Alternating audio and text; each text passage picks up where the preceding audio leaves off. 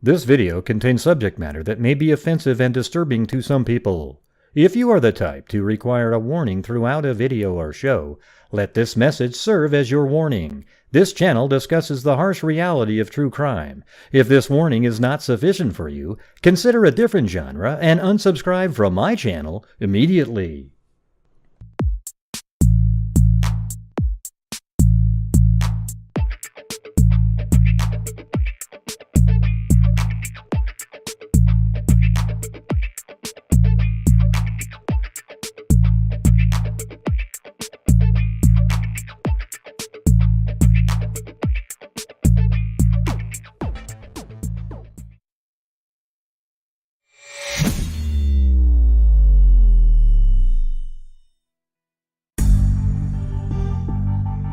Yo. What's going on, everybody? I have to go wipe my glasses. I can't see very good. Hold on. I'm not sure what happened.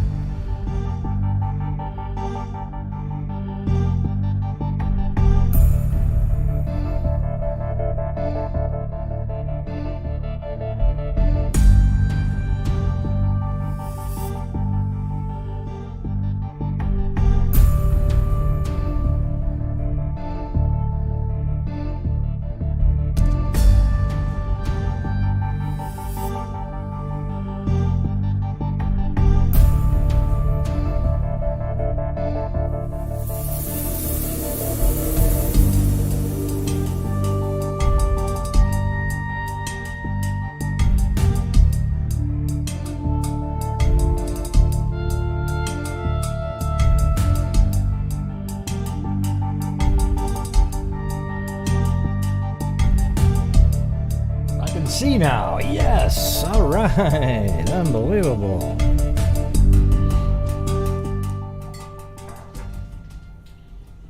All right.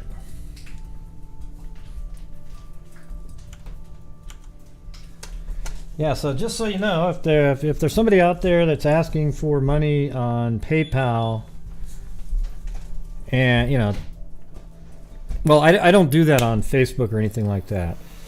We have on the show here where we raise funds every single night, but there's, you know, the wacko, you know, Norman DeWinter, DG, he's out there with a fake CrimeCon account trying to get people to send money to him.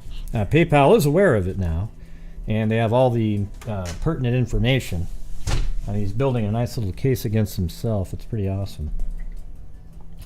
So don't ever donate to an account that's not like in the description of my video, okay? I didn't touch my beard, Debbie. It's the same as it is every single night. Yeah. Right. So there was a guy on Facebook that was trying. Is anybody hearing what I'm saying? Not one comment is related to what I just said.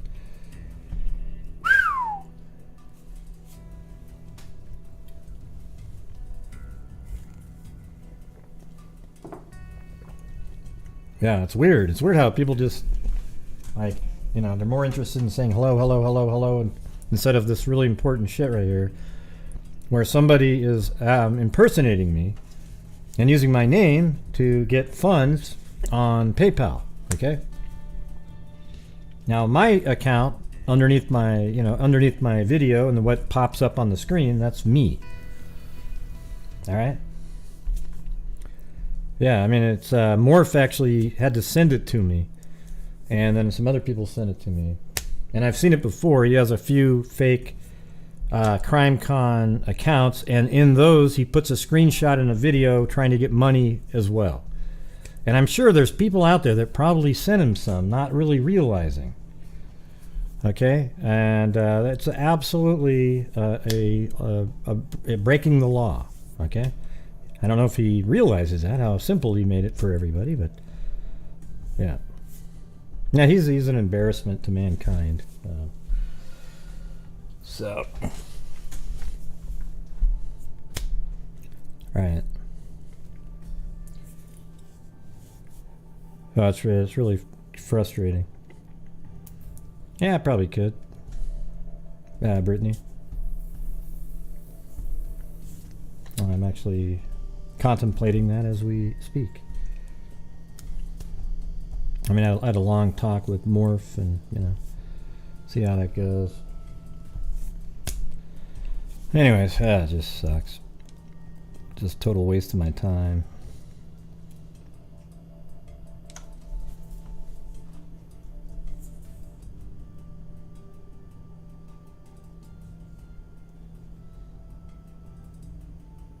Yeah, see, there you go. See, there you go. There's the fake account right there. See? Well, you know what? You should leave that up because now I can print that off. Another example of the fake Derek Gadsby. He made a fake Mike Morford account. Shit. Hold on. Got that one too. Don't time those out. Remove them. Jesus.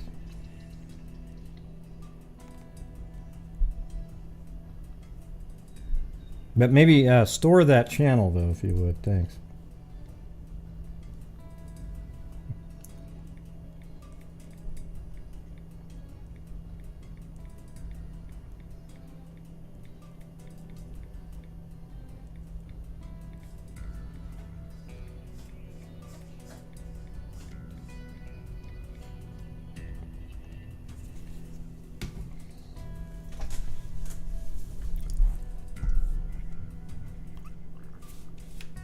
Yeah. That's crazy. Yeah, I got my Oogla Boogla mug right here. Look at that. Boom. Just for you, Dennis. See? Right. Well, we only got 2 or 3 days more until I go to CrimeCon. So hopefully you guys can... you know, if you feel like helping out my channel, you know, Grant Hughes Investigates right here. You know, super chats and PayPal that are all in the link in the description. That's me, okay? That's just my channel. I don't go out and start posting stuff all over the place. Yeah. The problem is this guy's mentally deranged, so he has issue. He can't really control himself. He's a pretty bizarre person. Yeah. He doesn't think he is, but everybody else in the world knows that he is. That's the weird part about it. Even his dad, you know. Yeah, that's pretty cool.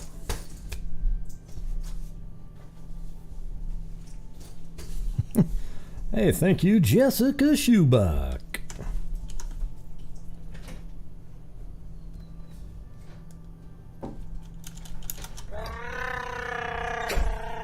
Chewbacca. Chewbacca?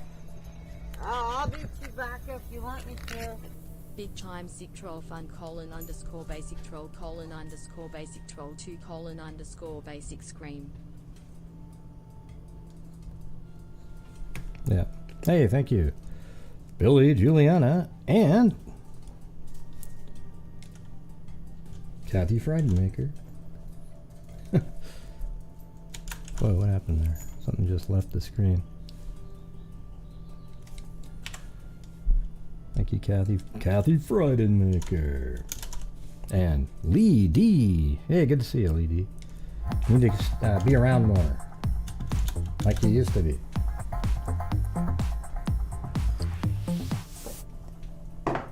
Lee D. Yeah. Well, I mean, I'm not gonna. I don't say his real name very often. I know what his real name is, and I know his fake accounts, and I know what he does, and all that stuff.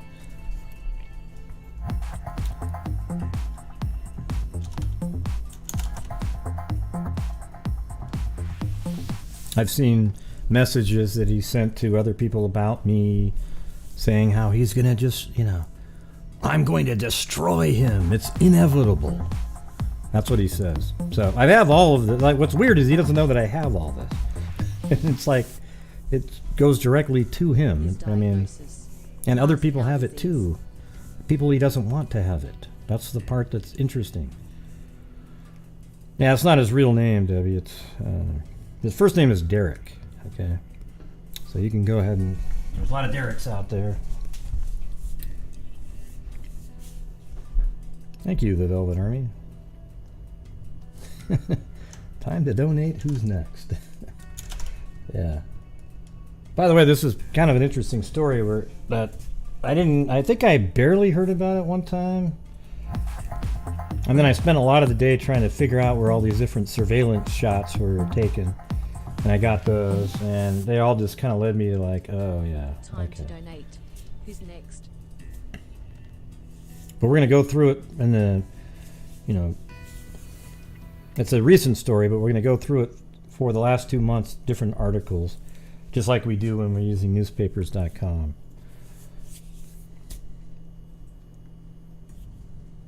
Yeah.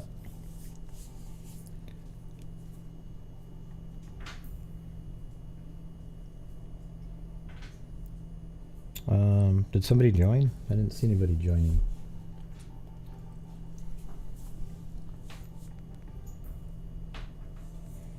Yeah, hit that like button.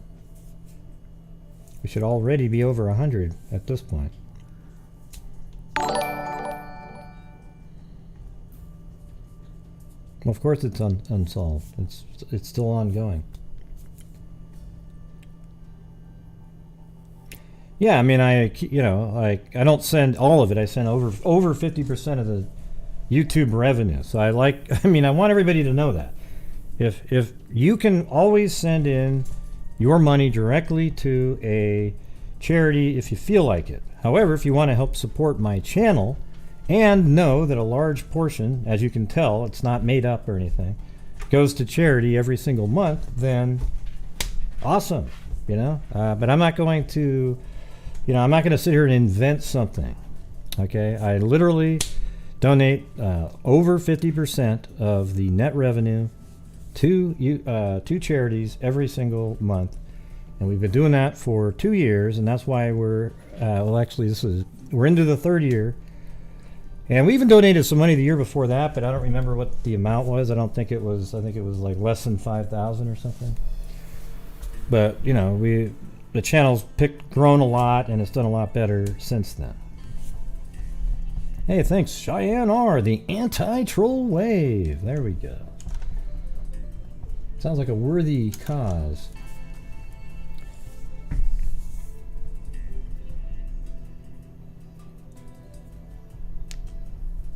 Anti-troll. Ocean wave. Ocean wave. Ocean wave. What's the Velvet Army? Wow, thank you. Alley Cake. And thanks for the early troll wave. It's already more than he got on the PayPal, apparently. God, that troll's always working out. It's me. Oh, here we go. There we go. Oh, yeah. The cattle mutilations in crop circles. Thanks for all you do, Gray.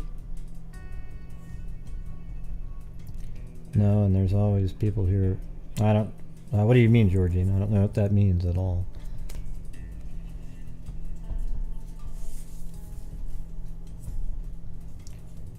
I don't know what that means. I believe it was Storage Stalker Channel. Don't know what that means. I don't know what any of you guys are saying means, but thank you. Very cool. Very cool. I don't think so. Oh, they're moneymakers here for some reason, but. All right. You guys ready?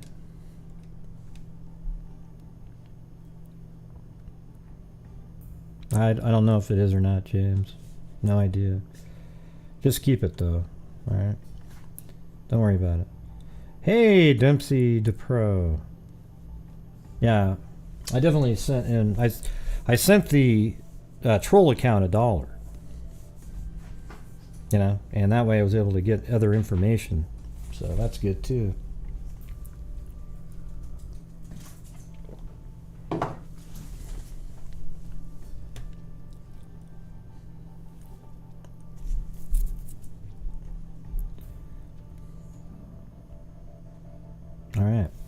All right, here we go. We're going to start off. So there's an individual named Jared Bridegan, maybe, or Bridegan.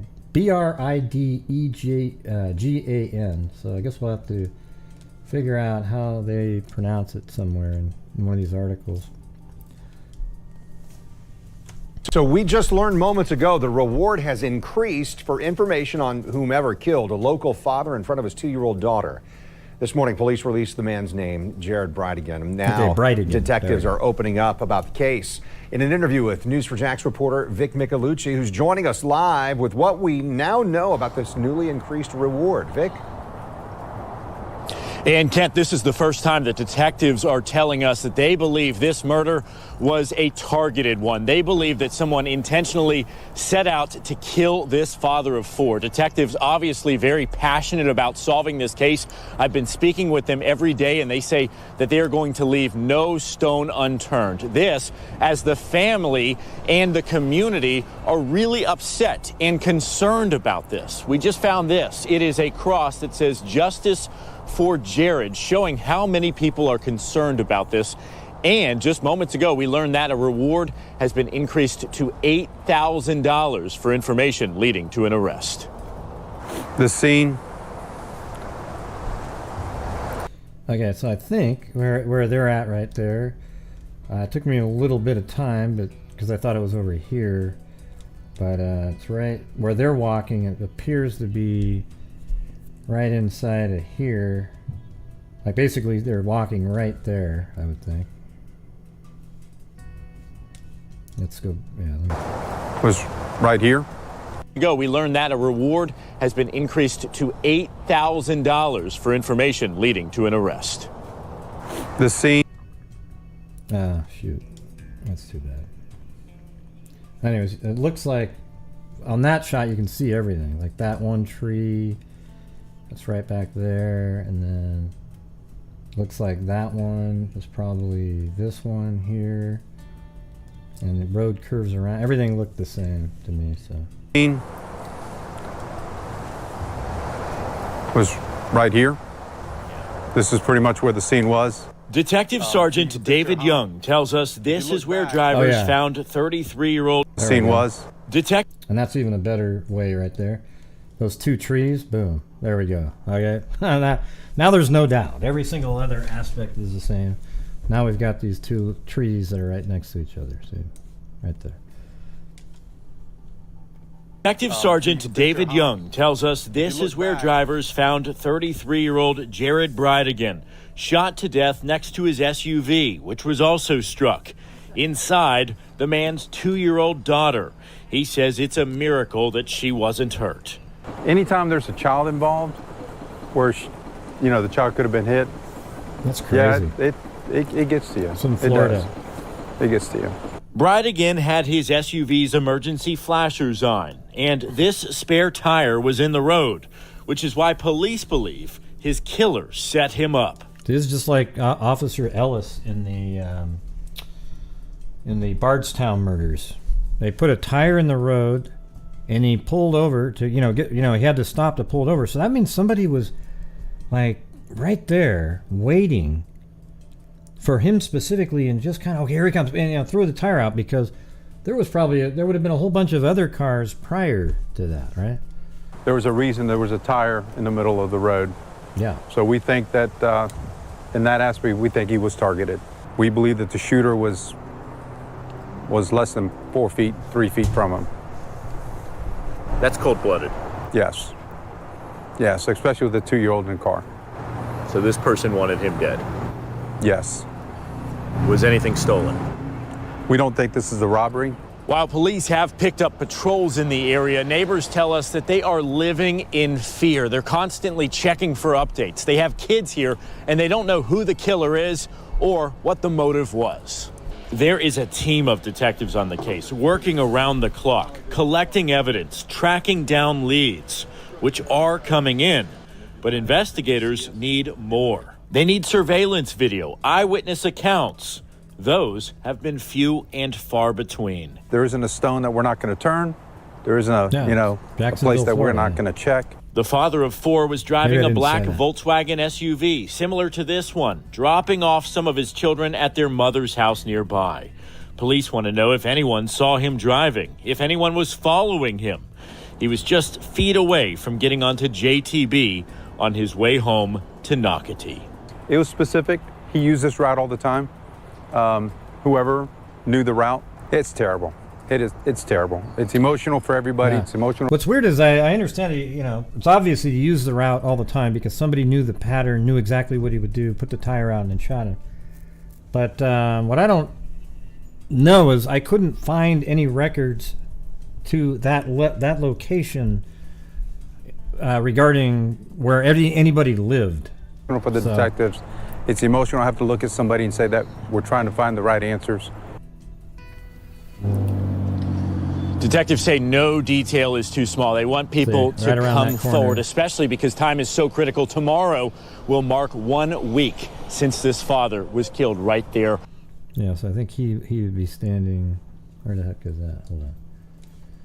In that picture, he probably was right over here, right at that intersection there.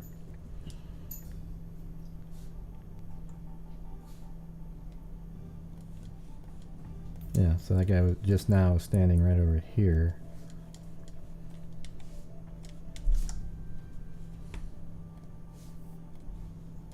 Behind us. So if you know anything, call First Coast Crime Stoppers. That reward, once again, up to $8,000 for information leading to an arrest. You can also call the... So this is News 4 Jacksonville. Let's see. So what I don't really understand is like why they have these markings on a map. I just wasn't able to... His 2-year-old daughter was in an SUV, which was also struck by gunfire, but wasn't hurt. There is surveillance footage, so I've got that. You don't need to say, hey, Gray, I found some surveillance. First of all, just let me go through the show, okay? You don't need to look it up on the side to try to get ahead of things, It happened Wednesday just before 8 p.m. on Sanctuary Boulevard near J. Turner Butler Boulevard at the front of a quiet family neighborhood.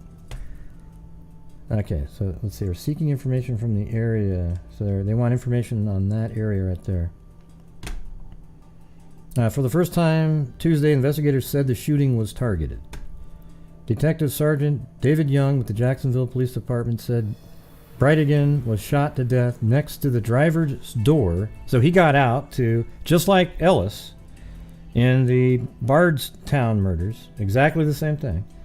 Ellis got out to remove a branch. This guy got out to remove a tire because it's in the way. So he got out of the car, and as he was standing outside, he was gunned down.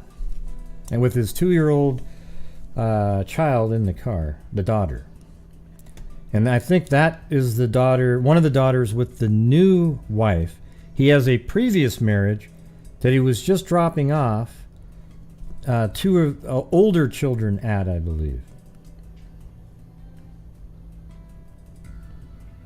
Yeah, so let's see. He was right at the driver's door, and we believe that the shooter was less than 4 feet to 3 feet from him. While police have picked up patrols in the area, neighbors said they are living in fear. They're constantly checking for updates. They have children here, and they don't know who the killer is or what the motive was. There's a team of detectives on the case working through the weekend and around the clock collecting evidence, tracking down leads. Tips are coming in, but investigators said they need more. They need surveillance video, eyewitness accounts, physical evidence. They said some neighbors have been reluctant to answer their door and speak with police.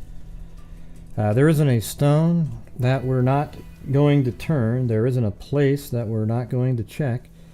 Bridegan was driving a black Volkswagen Atlas, dropping off some of his children at their mother's house nearby. See, I'm sort of confused about where the mother, because the mother doesn't really live that nearby that location. And maybe she moved, but then it's weird because the surveillance shots later are right up near where I believe she lives. So it's pretty strange.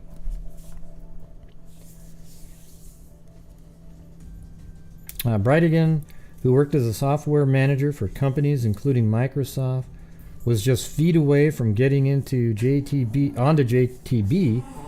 on his way home to Nokati. So let me see if I've got his location correct.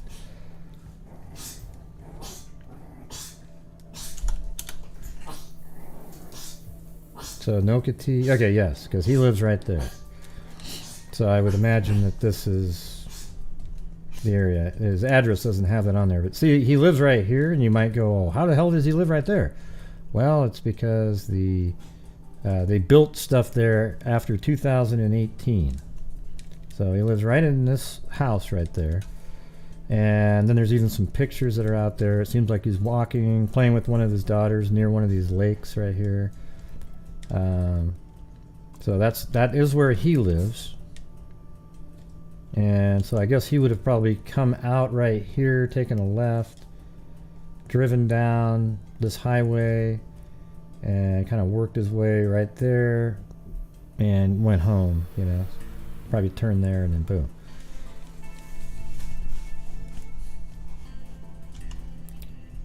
But it's strange because oh yeah, so maybe that's how it went. So I have Shanna, the ex-wife, living right there, right? And so maybe he took this route right here. You know, maybe he drove down this weird back way. I mean, I don't know how, that's not really that far, I guess, but why would you do that? It's 2 miles when you could easily just go right up this main street, take a left. I don't know, just seems kind of, doesn't make a lot of sense to me. Sanctuary Boulevard ends right there. As a matter of fact, you can't even get out of here. You're stuck. Once you're in there, you can't get out. So look at that right there. See these roads? There's no exit from here. See? So he was in here, and if she lives in there, then that's somewhere different than they have listed for her.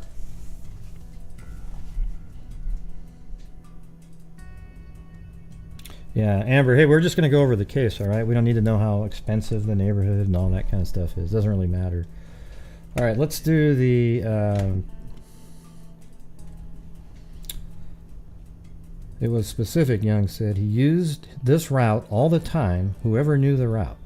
He said his goal was to bring Bridegan loved ones answers and arrest whoever is responsible for the murder. It's terrible, he added. It's emotional for everybody. It's emotional for the detectives. It's emotional to have to look at somebody and say, we're trying to find the right answers. Detectives acknowledged a lot of speculation and rumors in the neighborhood. However, police are urging people to not jump to conclusions. If you have any information, call 904-270-1661.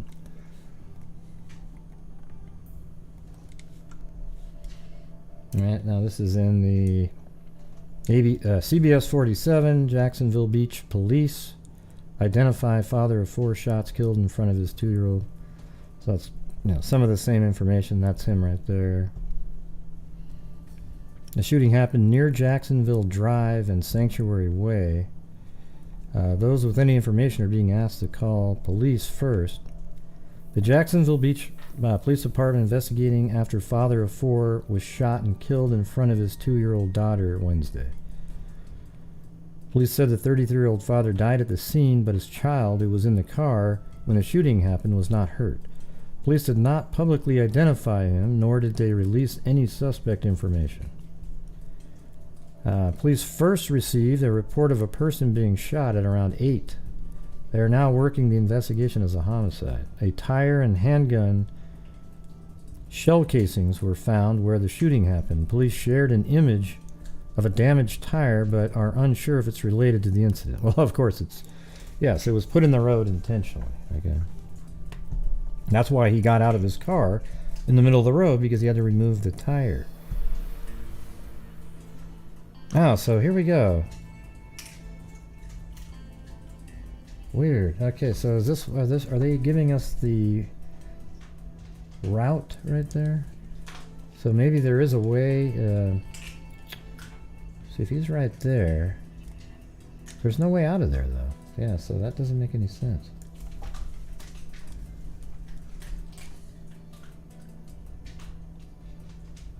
South 15th Street and Beach Boulevard. Let me type that in.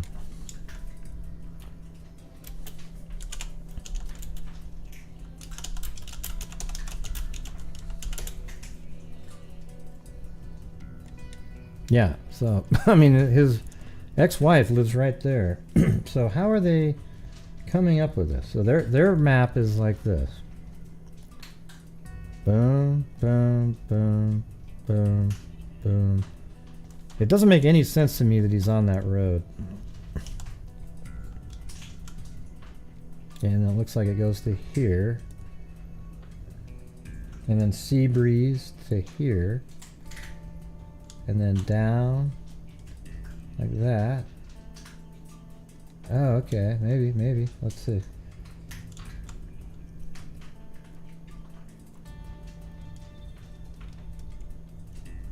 And then he took a right to go on the... Oh! There we go. And then you'd have to go like this. Wow, why would he go such a weird way? There you go. That was awesome. I love stuff that actually makes sense, but in some ways it doesn't make sense. But so you came down here. If you go this direction, you get stuck in this cul-de-sac here. So you would come down and then go like that, and he would do the same thing all the time. But why wouldn't he, go down and go down to this way? I mean, is there a reason? I mean, why do that same kind of random route? Explain what? I mean, why didn't you just come down this street and take a left or... So you wanted to come out right there. I guess maybe because that puts him closer to the expressway than... I mean, it's not much, though. I mean, I guess that way you're going backwards. This is sort of...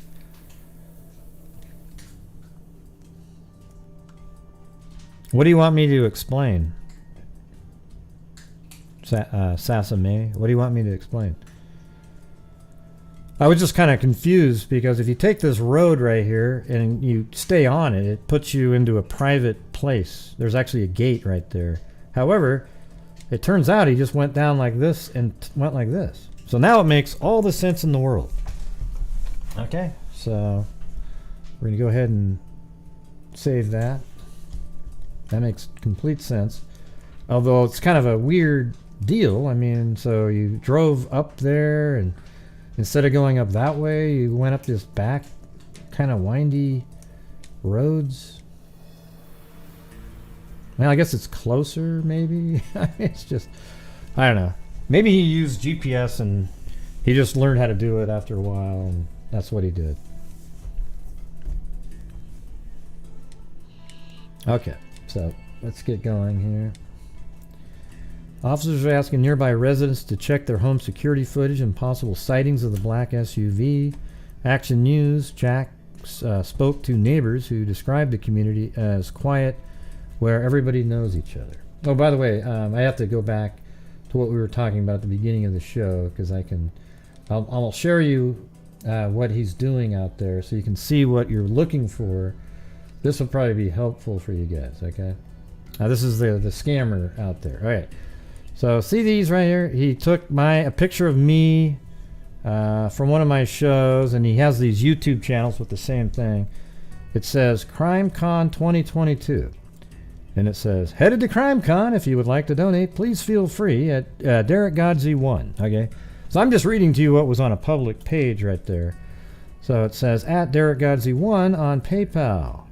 And then at least some people in here, like Mike Morford jumped in there. There was a few other people. Don't donate to this criminal. This is not Gray Hughes Investigates. This is a fake account impersonating Gray. All right. So now you see it. So anytime you see that guy's name associated with anything on YouTube or Facebook or anything like that at all, don't engage. Don't give anything to that person at all. All right. So feel free to screenshot that and share that with people so they don't use it. All right. There you go.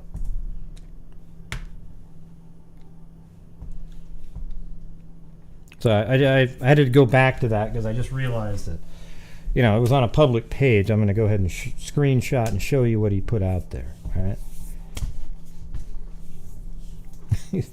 Unbelievable person. But anyways, let's see. So I just got back from a run and I heard 3 gunshots, two, and then pause. So that was an execution shot. 2 to knock him on the ground, then walked up. Boom. I heard there was 1 victim. That's terrible. I obviously don't want that to happen to anyone for any reason, said Matt Fennell. I must have been a witness that was out there. Let's see. Police are asking anyone who may have seen a black SUV between 6 p.m. and 8:30 p.m. Wednesday night to call them immediately. All right, so this is, we're back now on, the date of these are February 22nd. That was kind of a weird date, too. It was 2022-0202. Yeah. So just make sure that people realize that that's not a real... Anything that has to do with CrimeCon, or I would never ask money in their name or anything like that. But like I always say on here, if you want to help out my channel and support what we do with the charities and just keeping me doing what I'm doing, that'd be great. But, you know, I just hope that people like that don't affect how you might think. I mean, I don't know what to do. Yeah. Well, I know what to do. It's in progress. I just haven't done it yet.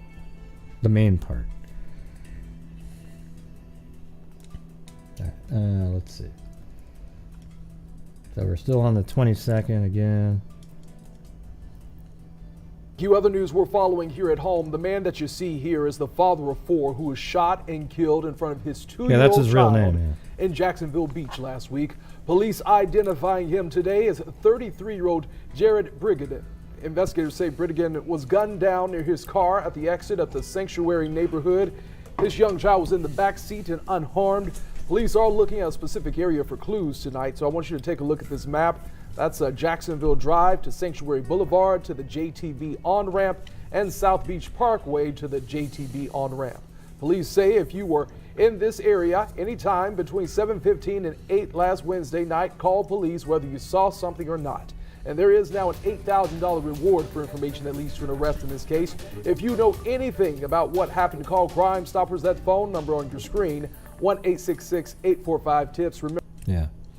So police say Jared Galen Bridegan, 33, was found shot to death near the exit of Sanctuary. What's his name? Yeah. I think it's Jalen. Yeah, Jalen, yeah. Police say Bridegan was gunned down in front of his 2-year-old daughter and died at the scene. They got $8,000 Crime Stoppers. During Friday's news conference, police urged the public to give them a call if they were traveling in the area of Sanctuary neighborhood between 7:15 and 8, even if that person believes they did not see anything. See, what's really bizarre is somebody knew when he was dropping off the children, and then knew approximately, they probably did a few, police should go back and see if they could find the dry run trips, because you know those happen, where they were timing it. And so then they figured out, okay, yeah, it takes them 4 minutes to get here. So they know that he, right when they saw him coming up to the house, they probably took off. And then they waited. I mean, it's really weird because there could have been a lot of people driving around. So that means you had to really time it where you threw out the tire onto the ground just before they got there. So, man, were you just sort of hiding in bushes? And I mean, and then how come he wouldn't have seen you do that? That's bizarre, man. I hope there wasn't like a tracking device put on that car where you knew exactly where it was. Really wild. But yes, it'd be interesting if they would check surveillance for other nights and then see if you could, I don't know if there's anything pointing right there, obviously, on that street, but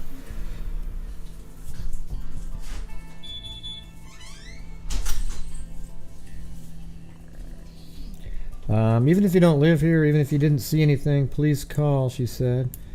Additionally, police say they are no longer working to locate a black SUV that was involved. Yeah, there wasn't a black SUV. United States Customs and Border Protection was at the scene Friday, which Tater was asked about during the news conference. She said the agency and its dogs were kind enough to help them perform an article search, and the agency was not directly related to the case. On Wednesday night, officers say they responded to a shooting call just after 8 p.m. in the area of Jacksonville Drive and Sanctuary Way North.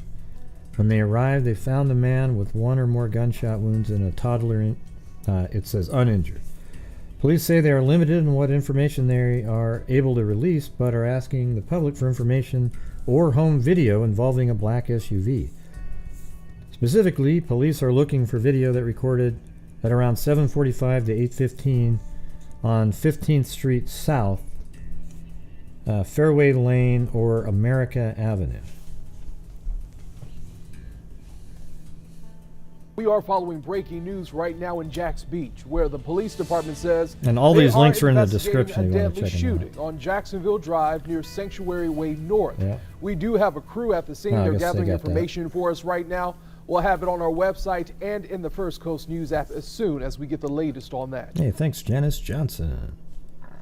Oh, there goes my stomach.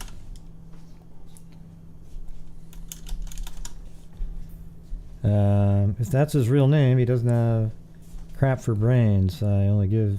I know it's. Oh, that's the thing. Is it's. I thought it was a little bit odd that his name would be on that, but I don't know. He doesn't seem to care that much. So, thank you for covering this case. Great. It happened a few miles from my childhood home. So disturbing and heartbreaking. Some very odd details surrounding it. I'm interested to see what you make of them. Yeah, I will be getting to all that. Chewbacca? I'll be Chewbacca if you want me to. If that is his real name, he doesn't have crap for brains. I only give to you on here. Thanks for all you do. Yeah, appreciate it. Thank you.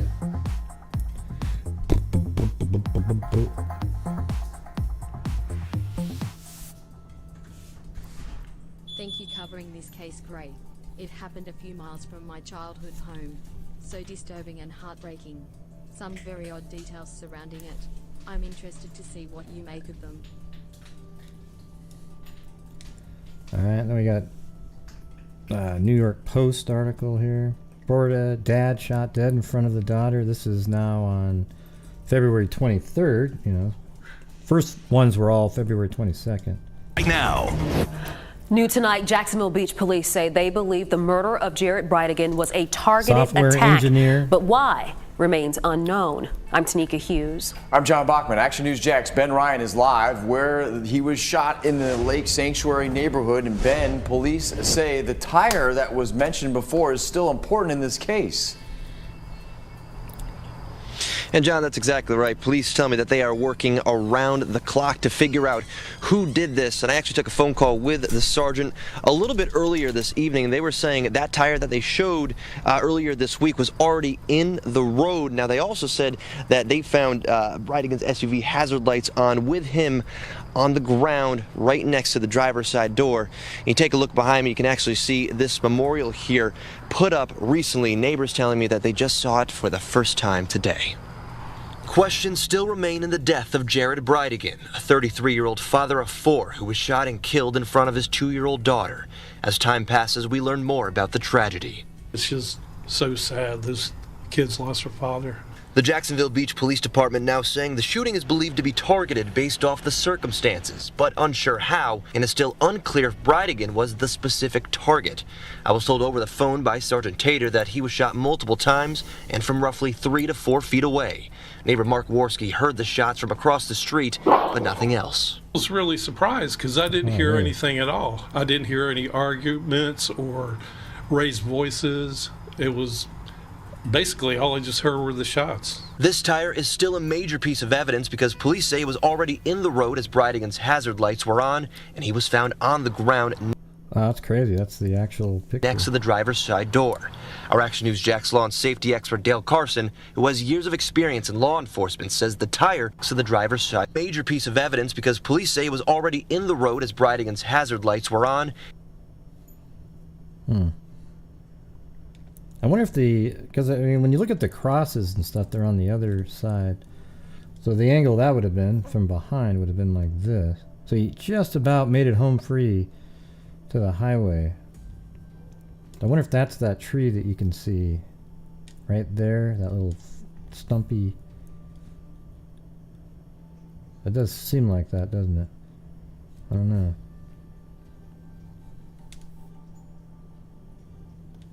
No, it would have been on the other side though, wouldn't it? Yeah. Can I get on the other side? Let's see. Yep. Maybe it's that last one there.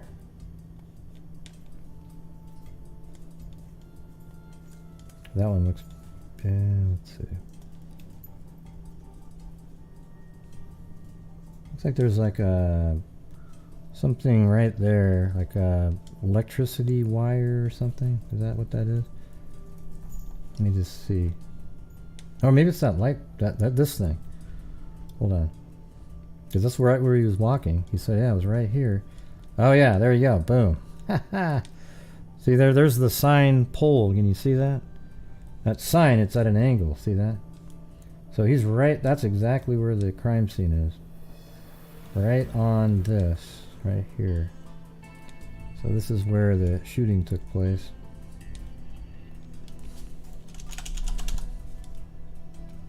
See, there's always these little clues somewhere in images, you know? It's crazy.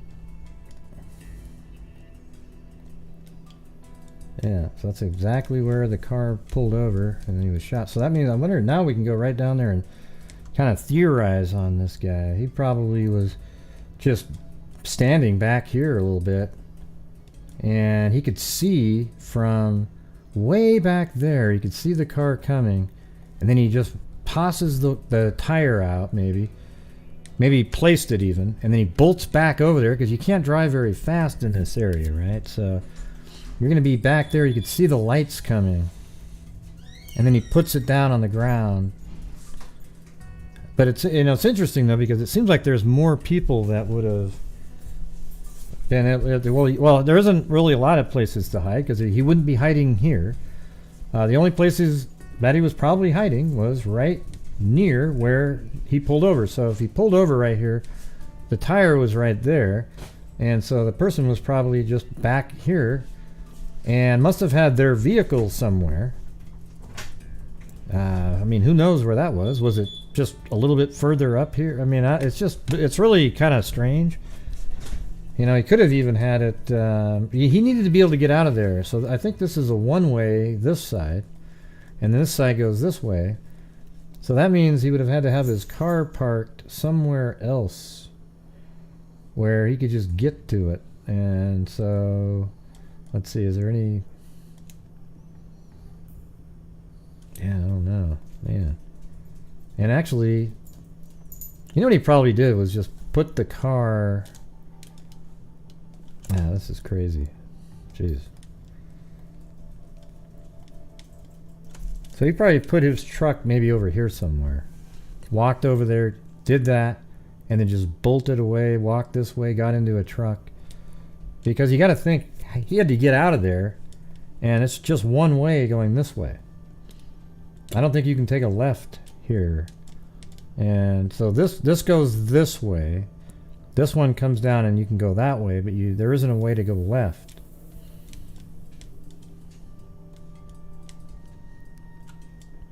It was 8 o'clock at night. Yeah, see, you can't drive that way. So this kind of limits a lot of the options here. So that means if he was right there, this is going this way, so he probably parked. Yeah, wouldn't it, you know, what would make sense is if he parked right over here and just ran across the island, that road, boom, get into his car, come up here, take a right, and go home a different way, you know. That makes sense. Yeah, well, you can go this way. This is two-way right in this area. But right there is one way this way and one way that way. This street's one way. So for him to get out of there, because he ends up on surveillance in a different, up here, okay? So I'll show you all that later, but since he ended up in surveillance there, that means he had to go around over this way. Well, the only way to get that way would be if he parked maybe on this street. This one here would be, you know, he'd be blocking the road, but let's take a look at it. Maybe there was a place that he could pull over on this road where we're not really noticing. I don't know, you'd have to be on the grass there. But here's the thing, he could have just parked right over here. I would actually almost bet money that he parked that truck right over here, and after shooting him, bolted across the grass right here, across this one, got into the car on that street right there, and then drove up this way and maybe turned this way and then got on this main road here and drove up. He didn't go back the same way that he came, because he didn't want to have his car associated.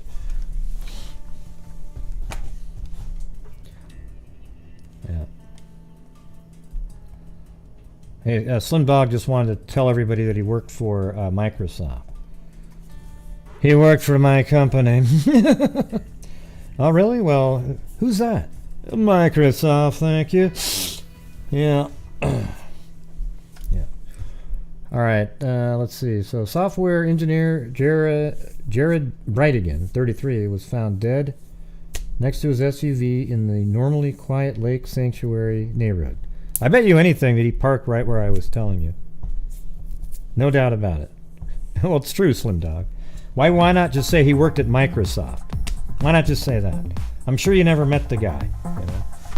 Hey, thanks, Sherlock Hemlock. Hi, Grant and Freaks. How's everyone doing? Yeah. Hey, not too bad, not too bad.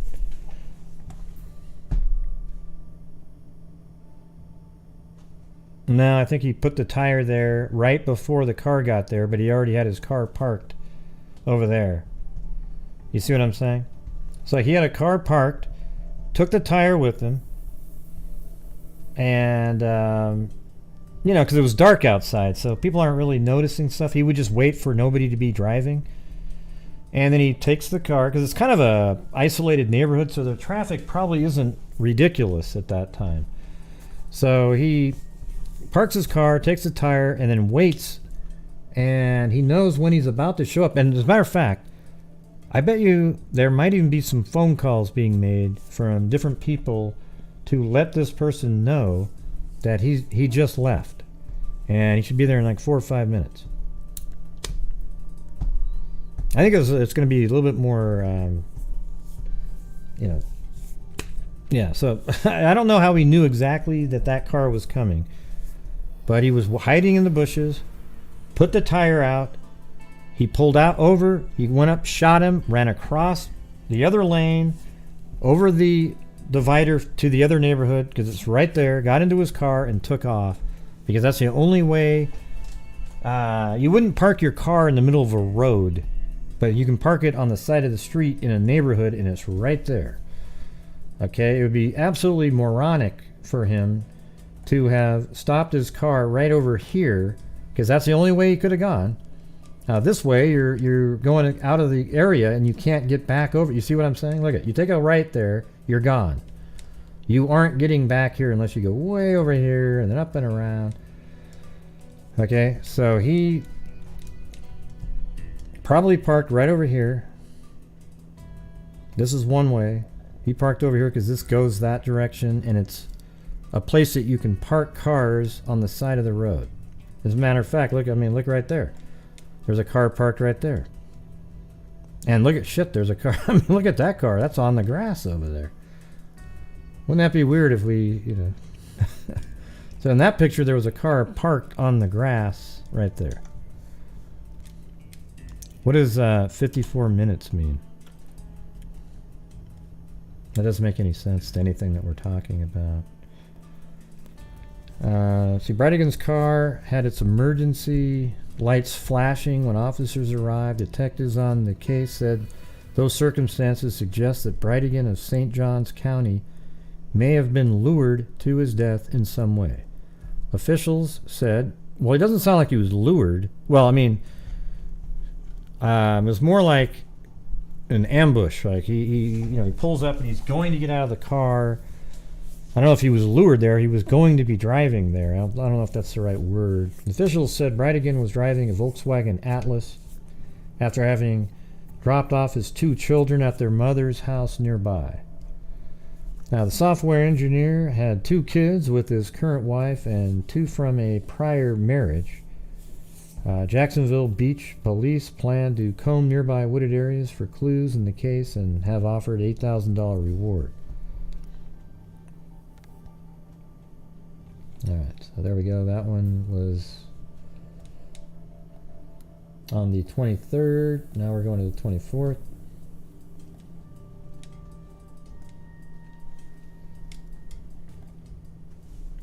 Father of 4 killed in mysterious close range. So this is maybe there's a little bit more. Let's see. A father of 4 was fatally shot. Jared Bridegan, 33, was shot multiple times. When officers got on the scene, they found the vehicle with flashers on, and there was a tire in front of the vehicle in the roadway, so obviously that's why he pulled over. Tanya Tater told people from there, we are just trying to put the pieces together. Police say handgun shell casings were also found at the scene. Tater said the detectives in charge of the investigation believe the shooting may have been targeted. He felt it was targeted because of the tire being in the road facing someone, forcing someone to stop, she said. Other than that, we can't speculate at this time. It could be for various different reasons.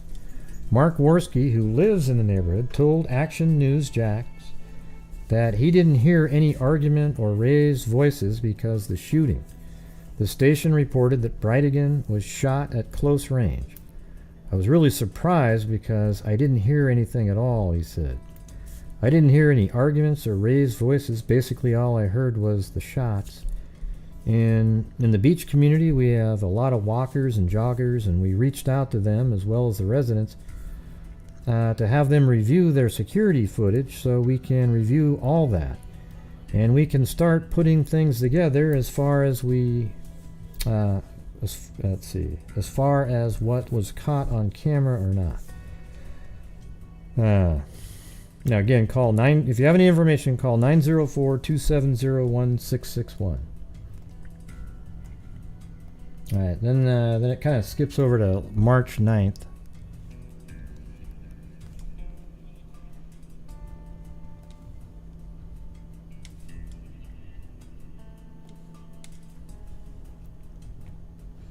Jacksonville Beach Police looking for Ford F-150 that may be connected to the father's killing. The Jacksonville Beach Police Department is asking for the public's help in locating a vehicle of interest in connection to the fatal shooting of a father of 4. Jared Bridegan, 33, was killed in the 3700 block of Sanctuary Way south in Jacksonville Beach on Wednesday, February 16th. Hey, thanks, Mina Davis.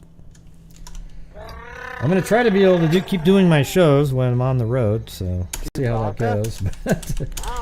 They might end up being more like call-in shows and stuff like that, because it's hard to...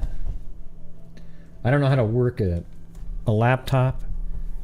I mean, right now I have 3 monitors, so it's easy to just move stuff over, but laptops are just... Oh my God, you're just on the screen. There's nothing... Yeah. So Jared, 33, was killed in the 3700 block of Sanctuary Way. That's not true right there. It's not Sanctuary Way South. The truck, believed to be a dark-colored 2004 to 2008 Ford F-150 with 4 doors with running boards, brown trim, and silver toolbox. Oh my gosh. I'm just so happy about the Jacksonville Police Department just finding a lead and then also putting it out there. Yeah, so maybe we can go back to this. You can hear that lady.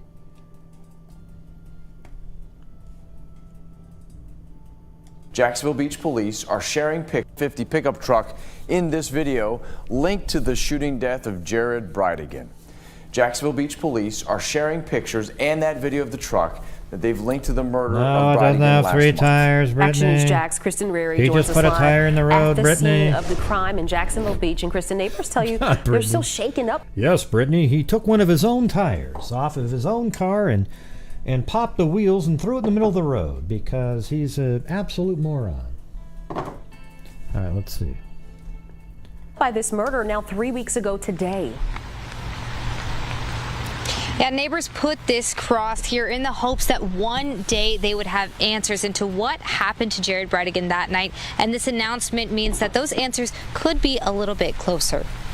It's heartbreak for the community. The Jacks Beach community is still hoping answers are found into the murder of a 33-year-old father of 4 who was shot and killed in front of his 2-year-old daughter. We gave everything we could to law enforcement, detectives. We're trying to help.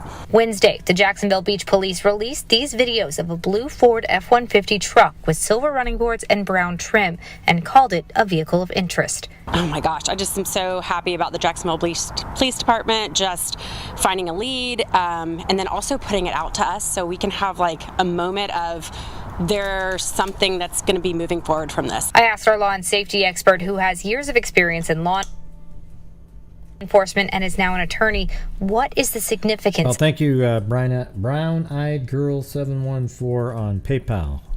I noticed there was less PayPals tonight because people were like, oh my God, the other guy's trying to get to PayPals. But if you go to the PayPal underneath my description, that's mine, or the one that pops up in the chat every once in a while, okay?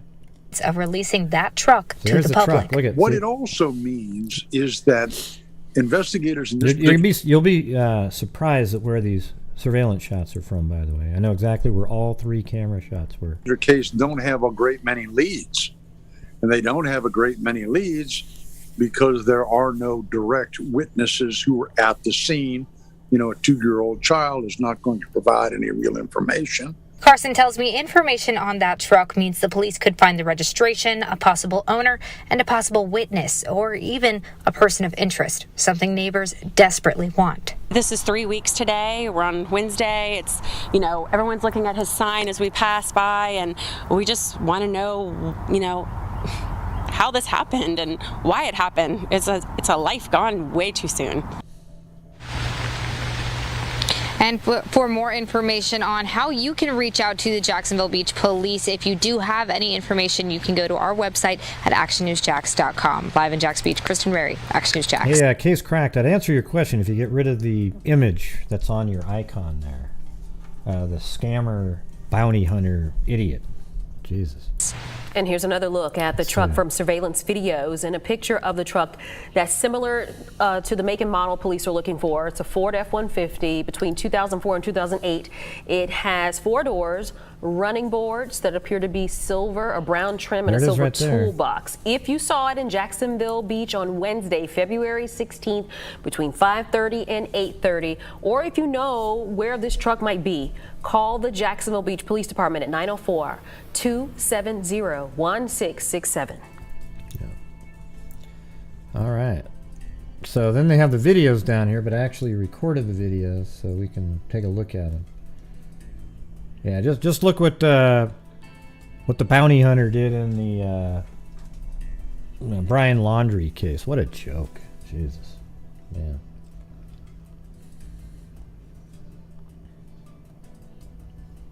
Like, I'd be ashamed to have that on my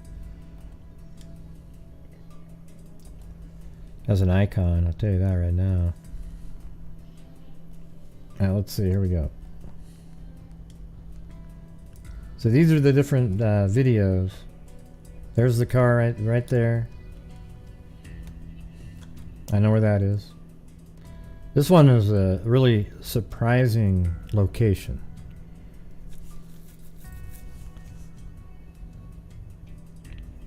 And I'm just teasing you, case cracked. You can have whatever icon you want. I just don't like that guy. All right. All right, so I kind of just had it play a few different times. He goes straight through the intersection there. He doesn't turn. And this one, boom, drives by. There it is, a couple more times.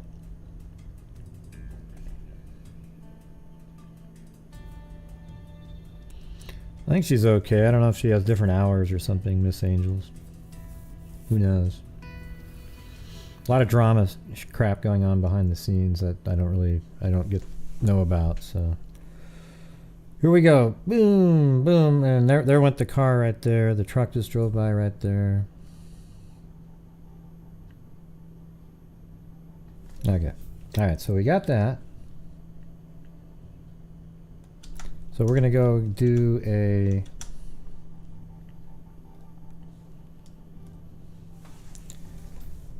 We'll just go back to the first one. Well, not the first. Let's do this one in order, this one first, okay? So it took me like an hour or so. I had to first read find a general location of where these were filmed. And then I was able to come up here, and I think this is the first one. So let me show you. I'm going to prove to you that each spot is exactly where it is. So right here, you can see it's 12:02, a door and those steps and everything. And we'll go back to the video, and there it is, 12:02. Those are the, I mean, just look at it like you don't even need to, come on, right? There we go. How about that? See? So that means the camera is right there, and look at that. There's the camera right there. I don't know if that's the camera, but there's one right there, and that's filming across, and then you see that right there, okay?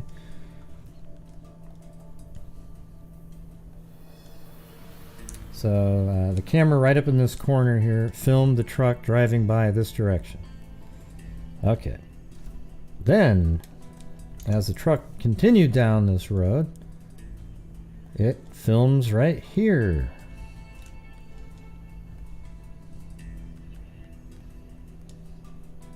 And that camera is, I don't know if that, well, hold on. It's right around here somewhere. Let me flip it around. So then we go to the next video, and look at that tree right there. Now you can see this tree. See that crazy branch that goes like that? That's right over here where it goes up. So that means the camera is probably what I was just looking at right there.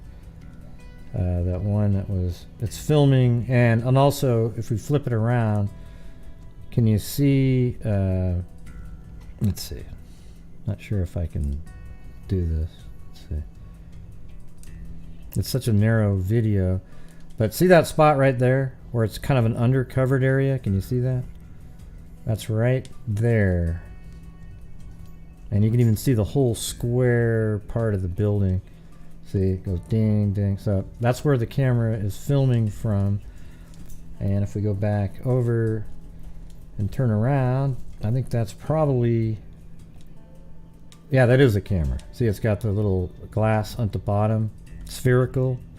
So that's what that is, okay? So we got that one. Then the last one was hard to find, but it turns out that it was right here. And guess what? It was actually at the police department. I mean, what are the odds of that? But see that right there?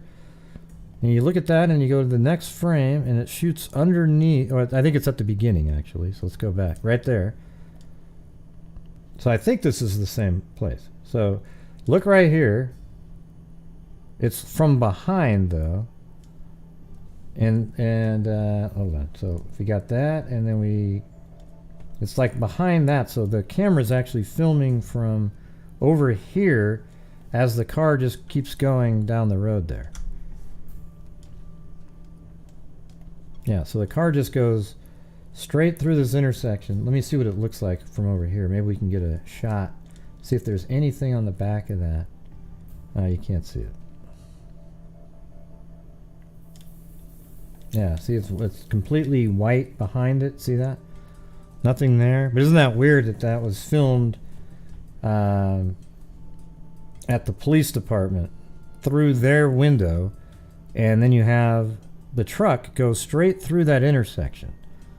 And straight through the intersection, interestingly, is like this.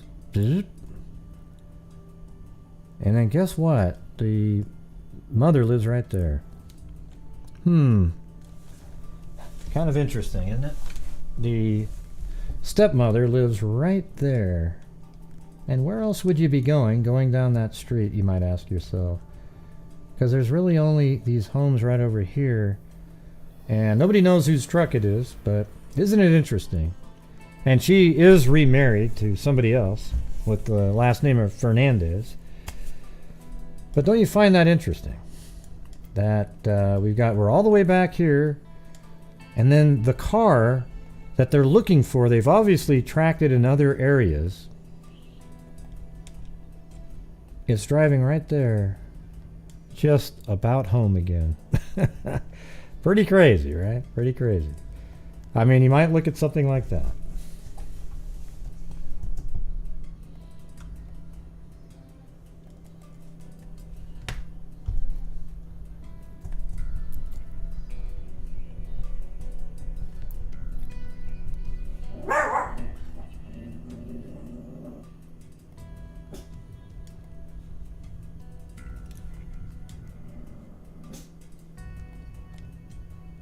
Oh, it's surveillance again. It's a little bit better.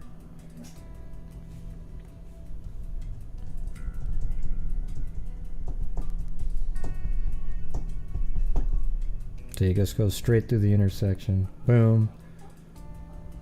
It's interesting. And they must have a reason that they're looking at that one particular truck. That one cut out that building that said 1202 on it, so mine was better.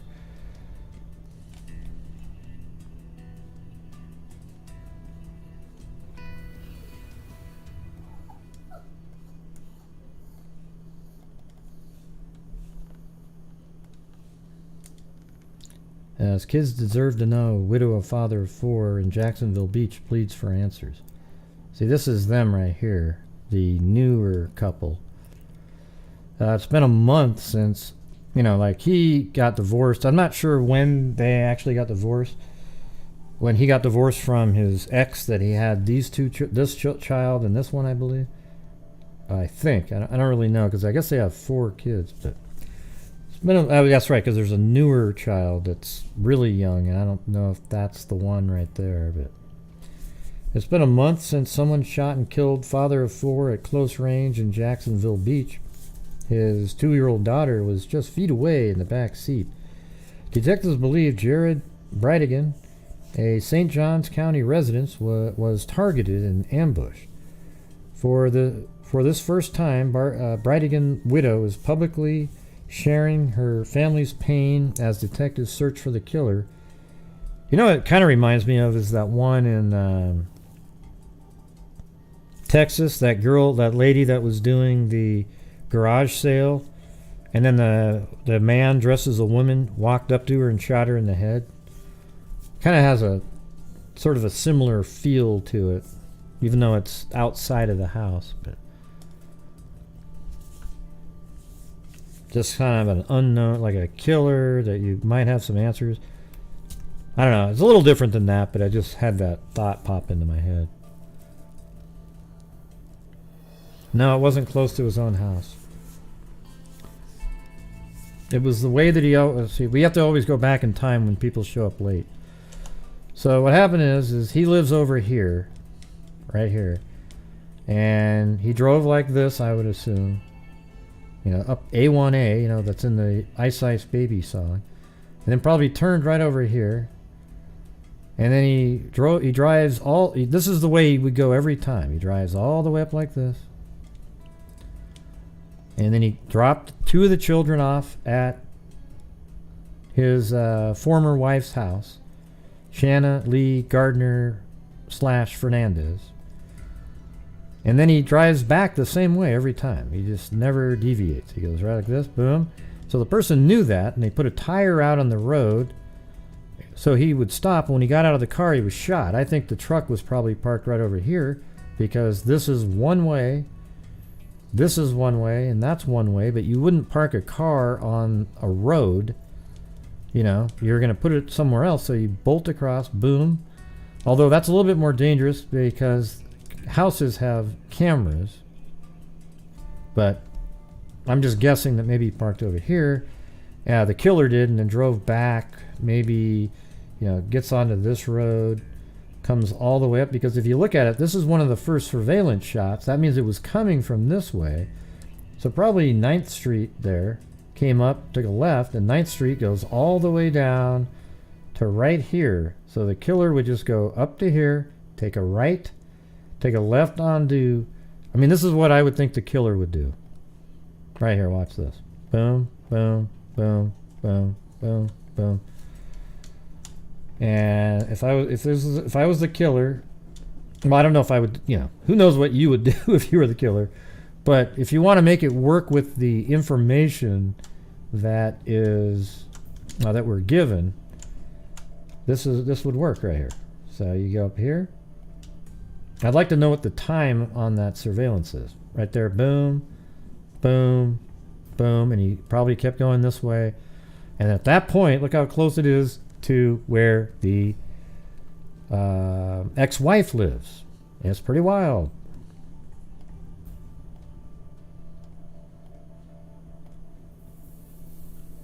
But she's married now to another guy. So let's see the distance there. That is 2.92 miles. And this one is 2.31. So that's definitely a shorter way to get there. And that's probably why I did it. It's like literally a half-mile shorter distance.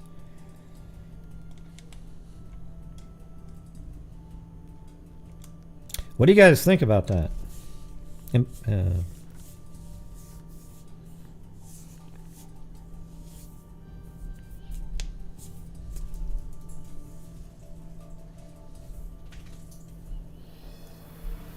Yeah, they knew that, and he did the same route, so it probably only takes a certain amount of time.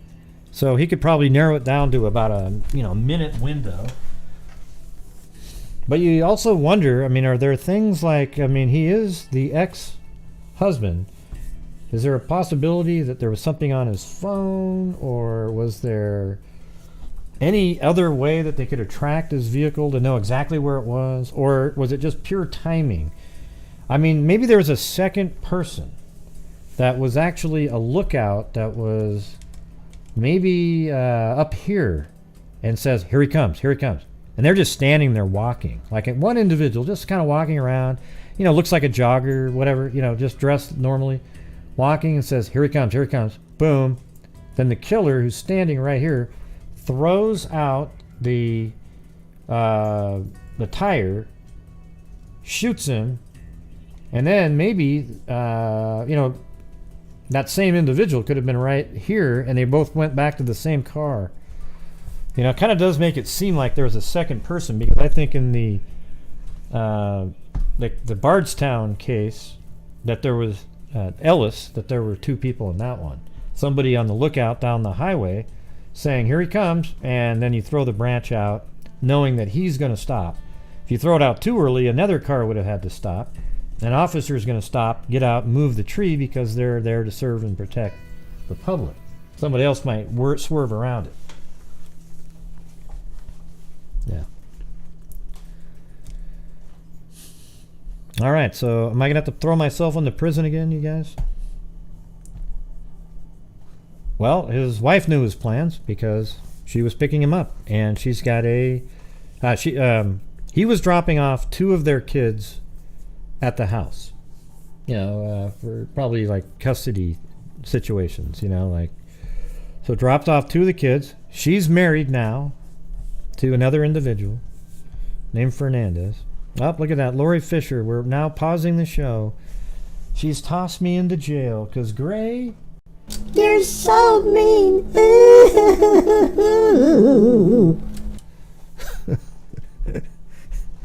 That's right. We got another one of those slow nights again. So here we go. We're thrown into prison with the so mean symbol that's on the spin at the end. Diane Tosh Ferrazano. Yeah, but he didn't have any of her kids at the time. Yeah, well, he didn't. Huh? What does that even mean? He did have her kids. He dropped 2 of them off. Unless he was just picking them up from school to drop them off. I don't know. But anyways, we're not at that part yet. Hey, thanks, Aaron Bremer. That doesn't even, we don't even know what that's for. That's just a nice little laugh and a giggle.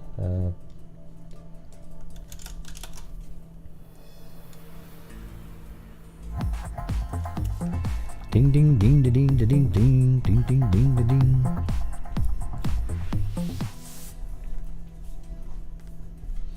Yeah, I'm always in prison. I'm sure I deserve to be in prison because I gave Flip K-Dog some shit. He works where I work. Where's that? Microsoft. Help! Remember the old Don Knotts sniff that he used to do? That's what I'm talking about. Are you sick, Brittany? It seems like, it looks like your character is vomiting.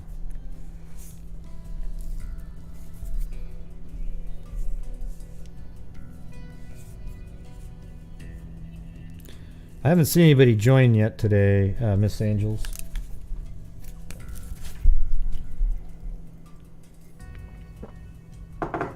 Yeah.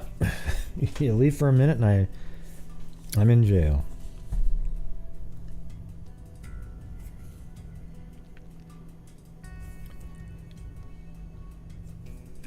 Yeah, I think the wife, there's a definite possibility. We'll be getting the articles on that later. But I notice how people like me in prison now, because I'll just sit here for 20 minutes a lot of times. It used to be where you get the hell out of here. What the jail thing is for, Miguel, is that it's a time for people to help support the channel by bailing me out of the jail. That was a new one of the freaks invented that part, and because I'm so mean. All right, Miguel, is that okay with you? Or but you can sometimes you wonder when you're stuck in there for like 20 minutes.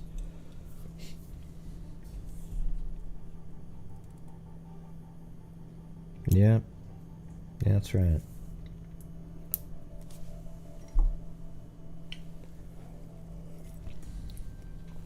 Oh, look at that. Bright-eyed girl 714. That's going to get me out the door and a meal and a... Chewbacca? Oh, I'll be Chewbacca if you want me to. Fail. Thank you. Heart. Then Lee D got a negative in there.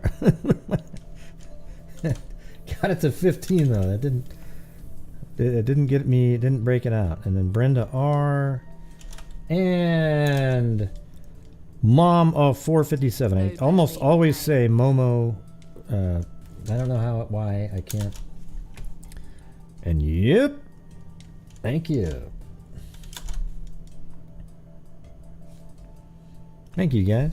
Appreciate it. And thank you, Lee D. You almost kept me in there longer.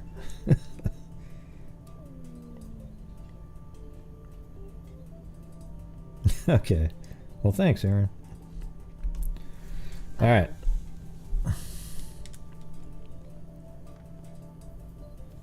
They've got to have other footage. I'm wondering how, if they don't have other footage, how they would have known that car is a suspect vehicle. Unless they're actually they know whose car that is, but they want people to say, oh yeah, I saw that, it was over here. It's always lame how slow they are in putting stuff like that out there. That's the type of information. When you have a car and you want people to remember something, you bring that out within the first 4 days. So somebody goes, oh yeah, it was weird. Yeah, when I was standing here, there was this other guy, he was over here, But when you wait 2 weeks, people don't remember what, some of the stuff. Because unless, if they didn't even know there was a shooting, and then the next day they're told, they don't remember everything. If it happened right then, you'd probably try to remember all those different things, but...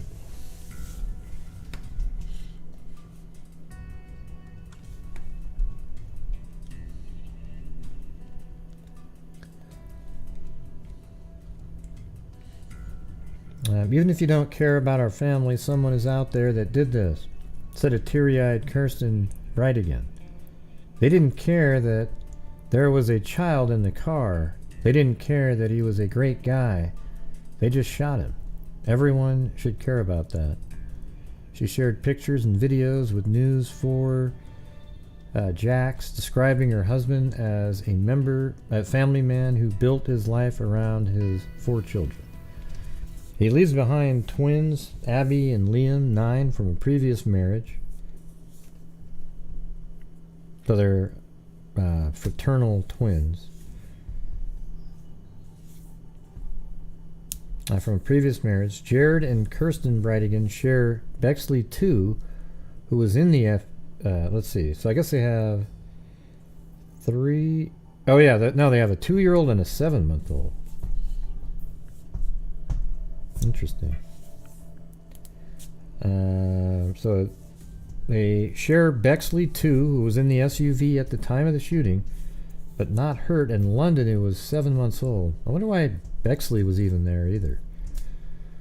The minute you met him, you just fell in love with the kind of guy he was, Kirsten Bridegan said. He was the best dad. Whenever I needed a break, he would scoop up the kids, take them. Oh, so maybe that's what he did right there. He took the 2-year-old. Thank you, Diane Tosh Verrazano.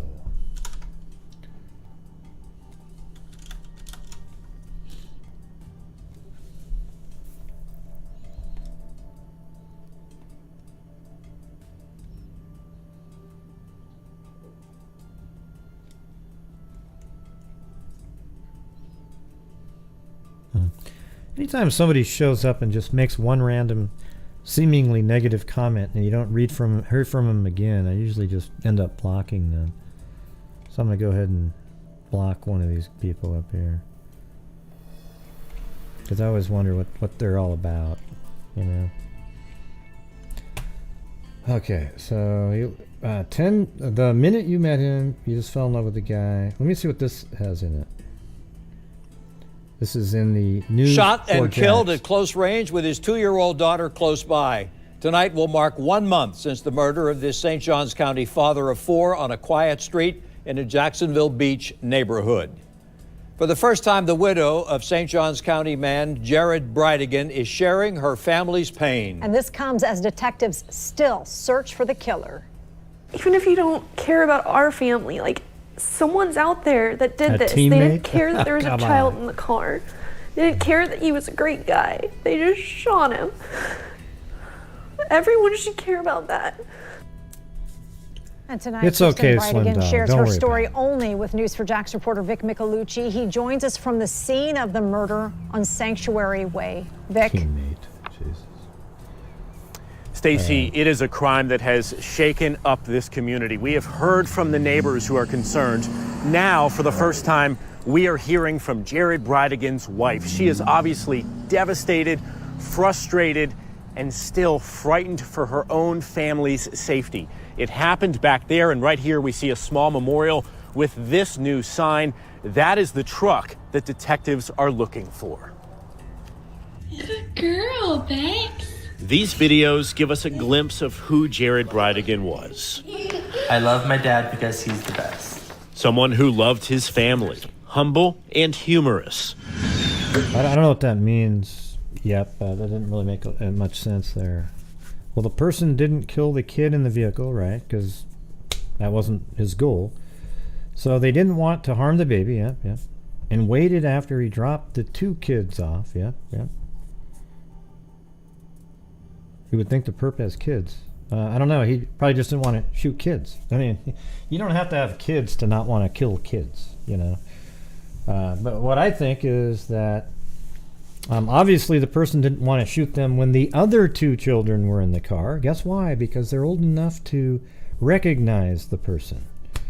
You see, the other 2 kids are 9 years old, and they would recognize the shooter. So, of course, you wait for them to be dropped off. Then he's coming home with a 2-year-old that wouldn't be able to describe or say anything. And boom, he doesn't have to, he's not going to shoot. Now, if that kid happened to be 7 or 8 and he knew that they knew him, they might have been shot.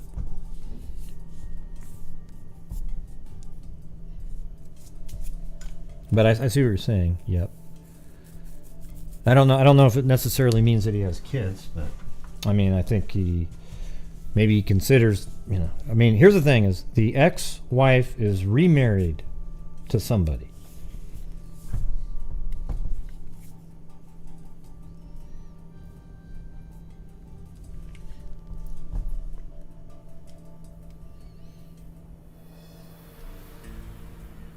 A successful software engineer, but a hands-on father A team of 4. member. 9-year-old twins Liam and Abby from a previous marriage. 2-year-old Bexley and a newborn. 6-month-old London. The minute you met him, you just fell in love with who he was. He honestly was the best dad. Whenever I needed a break, he scooped up all the kids, took them out, did something, or took them outside and gave me a minute to catch my breath. For Jared's wife, Kirsten, the world stopped on the night of February 16th. He had just dropped off his older 2 children at their mother's house in Jacksonville Beach when he stopped for some reason on Sanctuary Way near JTB. Police believe it's because of this tire in the road. Wow.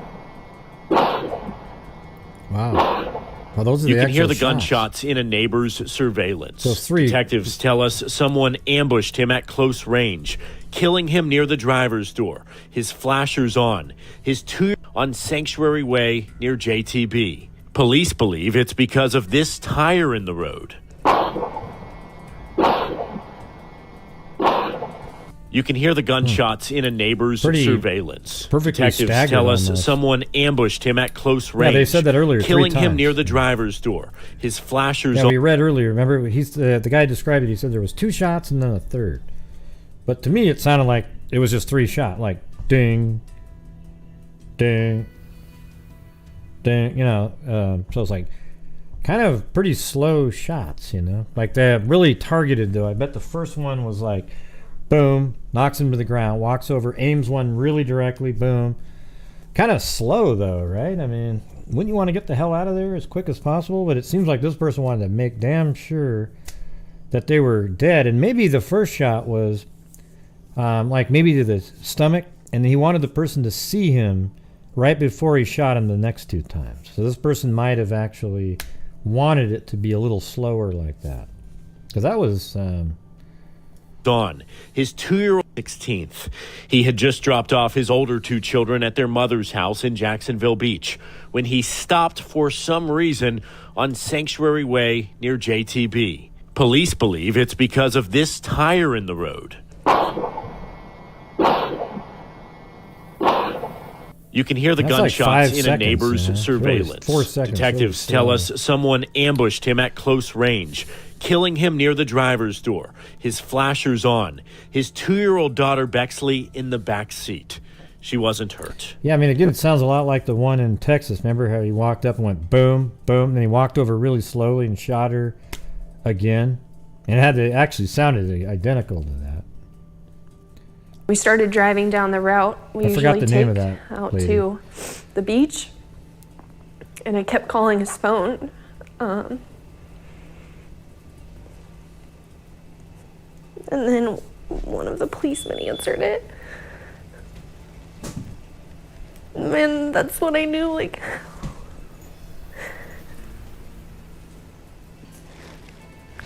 my gut feeling was right and something was really wrong. I asked if my husband was okay.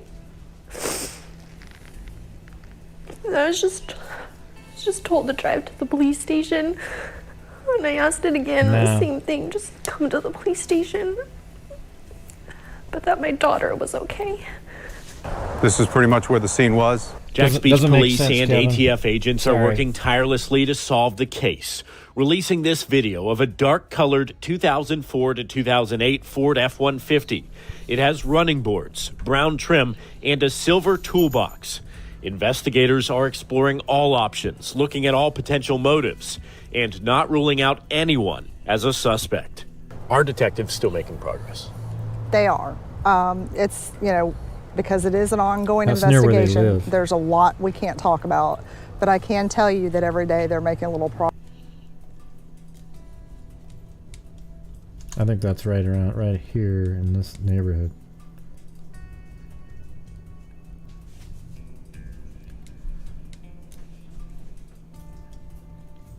You know, probably like, yeah, it's on a curve, but it looks kind of like that's the same place. And they're probably just over at the house. Maybe like, they actually probably even, let's see, there's a road and then a lake, and it curves. Yeah, I don't know. Somewhere around here, I would think. Progress because of the information that's coming in, the information they've obtained through their investigation. Kirsten, was there anything that happened before that would have been a threat, that would have foreshadowed this murder? Nothing. No. I've racked my brain. I stay up. I don't get much sleep. I stay up all night long thinking, why? Or, you know, yeah, was there any hint that this was coming? And there was none. Do you want to mix it a little bit? Bridegan's loved ones are asking, begging for anyone with How would any you get tire information tracks on the road? to do the right thing. The reality is, someone watching this could have done it, or could know who did this. They could be watching this. What is your message to them? If you know anything, please say. Whether for the money or just help me and his 4 kids get answers. Or just because you're a basic, decent human being, like, please say something. Yeah, the tire on the road is just a tire that they put in the road. It's not one of the tires from any of the vehicles.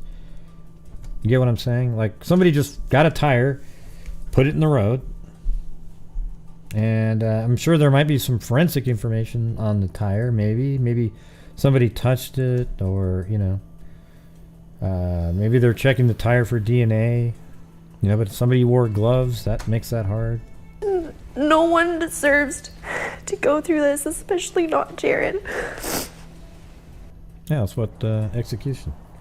That's why my title says The Execution A really of Jared difficult Bridegan. interview to do. If you know anything, the Bridegan family begging for your help. There is now a Thanks, your gypsy. $13,000 reward from First Coast Crime Stoppers. You can remain anonymous, and there is an additional $5,000 up for grabs from ATF through a federal grant. To get more details on both of those rewards, the numbers to call, they're on our website, newsforjax.com. We're live in Jacksonville Beach. I'm Vic Micolucci, Channel 4, the local station. Crazy.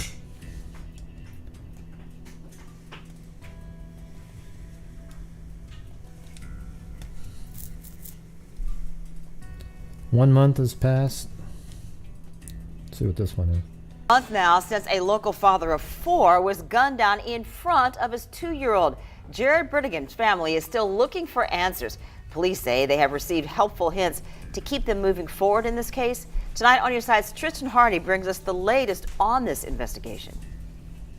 33-year-old Jared Bridegan was ambushed and murdered February 16th. That's what we were saying, Lily. The reward for information leading to an arrest is now at $18,000 since the shooting. The reward for information leading to an arrest has been murdered February 16th. The reward for information leading to an arrest is now at $18,000 since the shooting. Police have asked the public to keep an eye out for this specific truck. They believe it has something to do with this case. If somebody could please provide us a tag and a location safely is what we're looking for. It's just On like the night of the murder, sources close to First Coast News say a tire. It's just like the Officer Ellis in the Bardstown murders. All right, so just as a here, I'll just do it. Hold on. Oh man, oops. Yeah, there it is, right there. So in the Bardstown murders, Jason Ellis, the officer, he was coming home from work. It's still not solved. And the way he would get home is exactly how I have it. He drove like this on the freeway. Then he would take this clover leaf, go like that, and then drive home and that's where he would live. It's the only way to get there. I mean, it's pretty crazy, but that's it. All right. So he was driving home, and he takes this exit, and when he drives right around in this area, there was a big branch that wasn't even from there, put in the road right there. He got out of his car, the officer, to move the branch, and he was then shot. Might be two different gunshots, shotguns, just boom, boom, boom, boom, and killed him right there. So that's almost exactly the same method. You know, you're going to get out of the car. If you put a tire right in the middle of the road, someone's probably going to get out of the car, and you're probably going to move it. You know, I'd probably just drive right around it, but you know, some people get out of the car. Maybe it's a kind of a narrow street, so maybe he only had that one option, and maybe, you know, he knew that he would get out because that's what he would do. So that's what this case right here is very similar to that. And you can see this is the exact spot right here. Jason Ellis. There's actually a memorial still on the ground right here. See?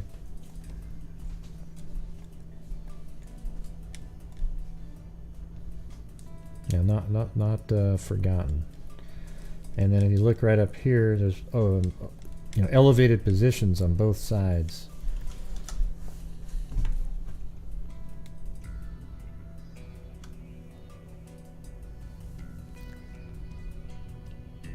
It's not a contract hit, and it's not an affair. I think has something else going on there. I think it's related. I think it's very good chance it's related to the ex-wife. And, you know, so a lot of people come in and they always got these cliche answers on everything. But the thing is you know, you get these people that show up to these chats, and it's just always cliche. Oh, a contract hit, or it was an affair. You know, this is something different here. Unless the affair was with the ex-wife, okay? But look at, you got it down here. This is where the crime scene is. I'll explain this one more time for the people that just showed up. The road goes, now it's two ways right there, but then it splits. You can only go this way or this way. And this road right here is one way that way. Well, we know the killer didn't go that way. So that means the killer probably parked the car over here, and after the shooting ran across the street. I mean, it's such an easy thing to do. I mean, let me just show you this really quick. Look at that.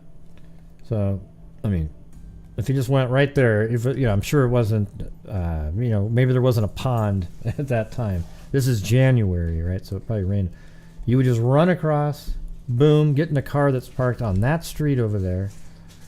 And I'm not saying that would be incredibly smart, because maybe one of those houses has a camera on it. But anyways, then you get to here, take a right. You get right up, drive like this, up 9th Street, and then take a left right here. And then we have two surveillance videos where he drives by right there.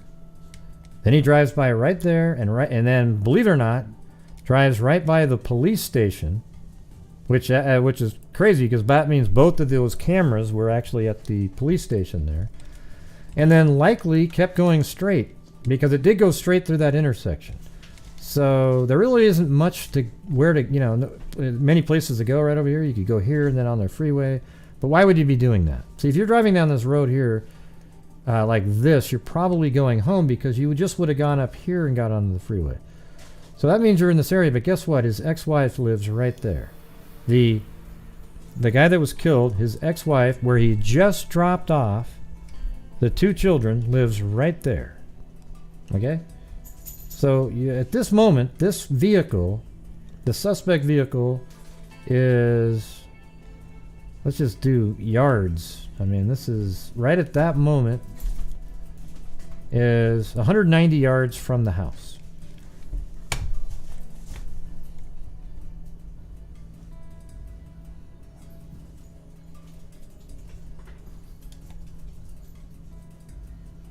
Why'd you remove that comment, Paulette? I mean, that's, it could be something like that. We don't know if the wife's paying child support, though, do we? But I mean, that is something that, you know, crosses your mind. But we're not at that point yet. So let me just get going here. So now we're gonna go to the 23rd here. Somebody out there knows something. Widow reaches out for help in husband's murder case.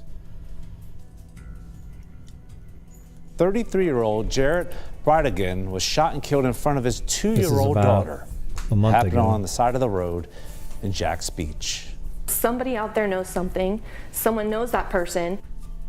Tonight, Action News Jack's Gretchen Kernbach sat down with his widow, who's taking matters into her own hands. She says she won't give up until the person who did this is held accountable. The quiet moments are really hard. Kirsten Bridegan is taking it day by day. It's been 5 weeks since her husband Jared was shot and killed on the side of the road. That's it. In one violent moment, Kirsten lost her fun, loving husband, and his 4 kids lost their father. He truly was the best dad. He always thought of, how can I make memories with my kids? Kirsten remembers the Wednesday night Jared stopped answering his phone until a police officer did. All she was told was to come to the station and that her daughter was okay. What do you think, Jen H? What do you think it is? What are you thinking about? I knew he wasn't okay. I just had a feeling that something was not right. That's when she learned someone shot Jared multiple times with their 2-year-old daughter in the back seat. It was a mix of relief that she was okay and just anger that someone would do that, especially in front of my child who could have been hurt. Do you have any idea who could have done this? Do you have any idea why this happened? I'm trusting that the police will find what they I think she has an idea. need to give us those answers.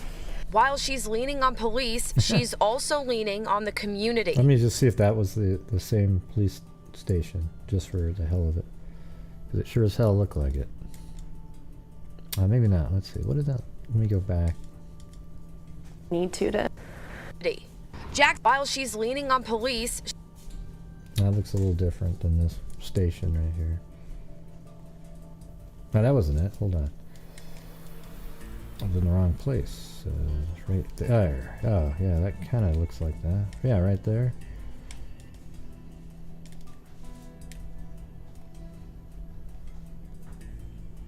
Yeah, that's it. How ironic is that? Jesus, are you kidding me? If the actual suspect vehicle drives right by the same exact place that they... How come the media never reports on stuff like that? Like, hey, wow, those 2 surveillance cameras were right there at the police station. She's also leaning on the community. Jax Beach businesses are showing their support. You can find flyers like this one in windows asking people if they have seen this dark blue Ford F-150 truck. These are flyers Kirsten has handed out herself. She's also created an Instagram account which has reached thousands of people. Somebody out there knows something. Today she says she gets by on a lot of praying and accepting help from family and friends. I'm really grateful for the neighbors and the friends and the community that's already reached out and said, hey, we're here to help you. A community that's given her paintings like this one to honor Jared's memory. We're going to talk about Dad. We're going to remember the good times and just look forward to honor Jared's memory. Community that's given her paintings like this one to honor Jared's memory. Community that's given her paintings like this. That's kind of creepy. I mean, is that something you'd want there? Or I don't understand. I don't get it. This one to honor Jared's memory. We're going to talk about Dad. We're going to remember the good times and just look forward to when we can see him again. Doing nothing is not an option for Kirsten. Do you accept the fact that you may never know who did this? No, I don't. I think we'll find something. In Jacksonville Beach, Gretchen Kernbach, Action News Jax. So how old do those kids look right Gretchen there? Kernbach, Action News Jax. So this is when they got married, obviously. So that looks like what, about... So they were maybe married 5 years ago or something? Maybe 4? What do you think? 5, 6 maybe? 5 or 6 years old there?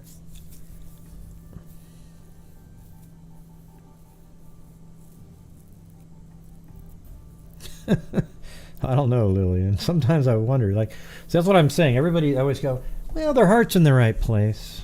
Well, in that case, you could probably say, yeah, it probably was. But I don't understand the blank faces. What is that supposed to signify? I don't really get that at all. It's weird. It's actually kind of... Hey, thank you to Miss Angels and Kenneth Brown on PayPal. Thank you very much.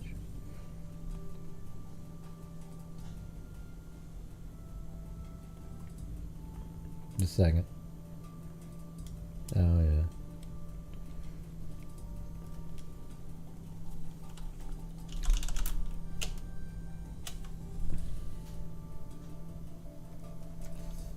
Ding ding ding ding ding ding ding ding ding ding ding ding ding ding ding ding ding ding. I have to fill something out really quick. You think 5 or 6?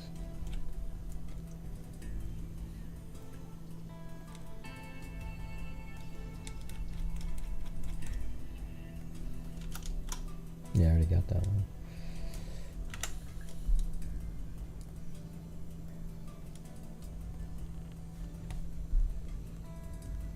Didn't know how to draw them.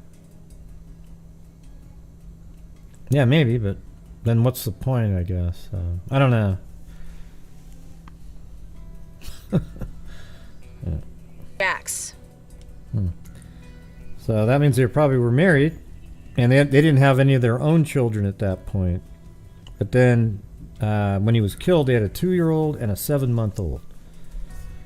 Thank you, Eugenie. Not Corvallis, but Eugene. E.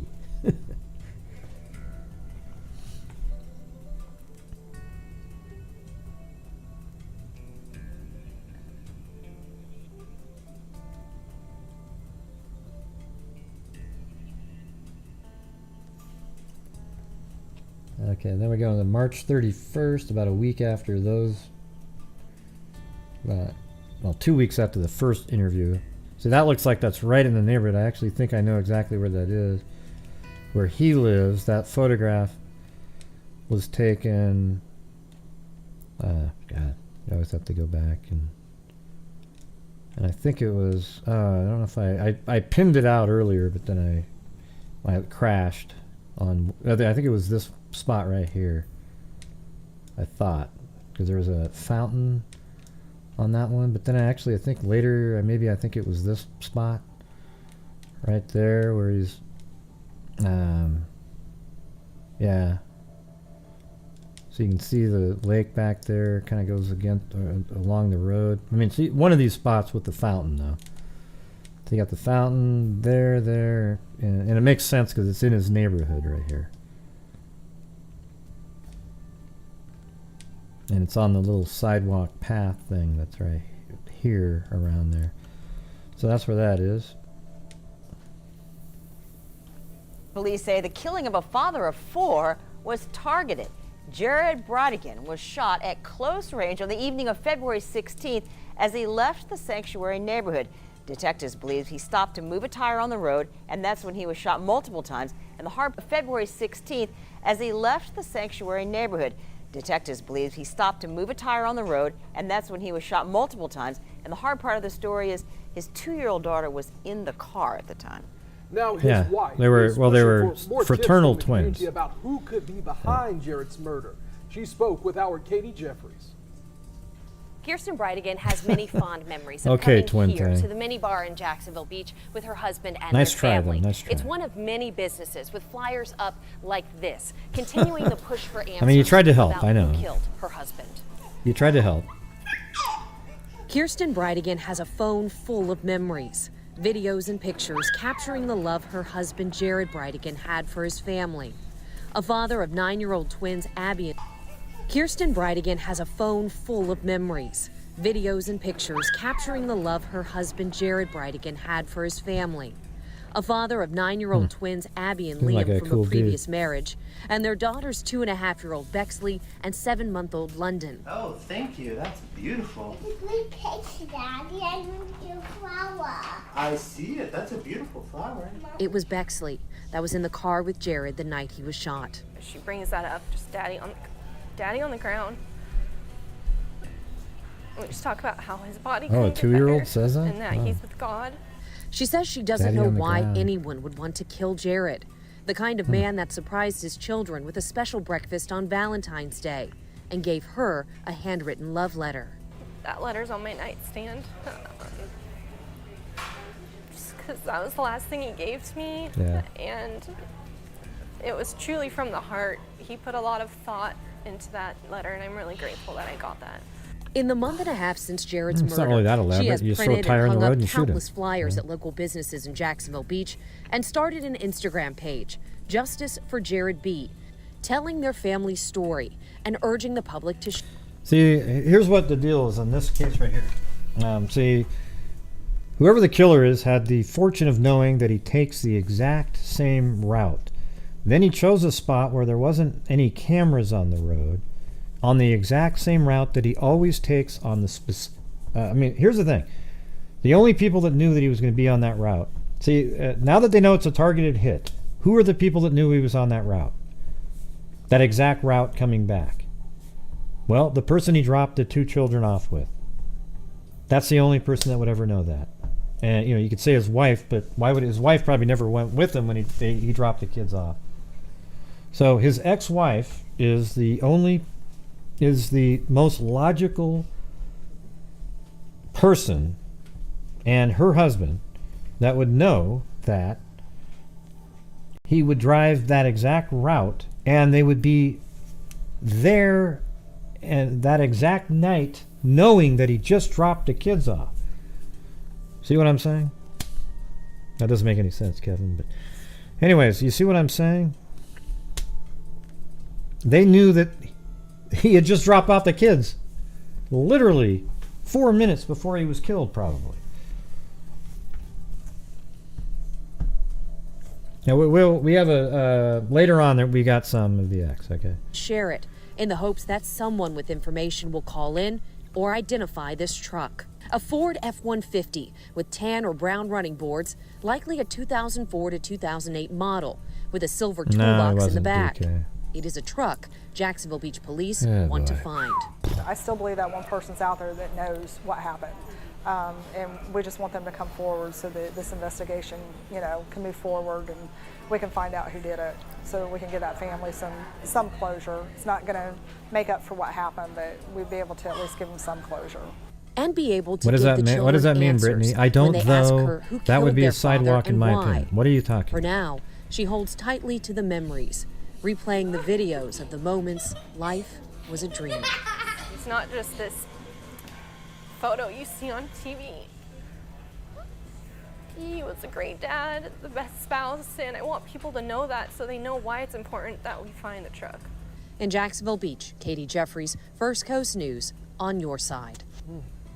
And if you recognize that Ford F-150 or have any Maybe. information about the murder of Jared Bridegan, you can contact the Jacksonville Beach Police Department or call Crime Stoppers. That phone number, 866-845-TIPS. Remember, you can remain anonymous. There is a combined award right now of $18,000 from Crime Stoppers and the ATF in this case.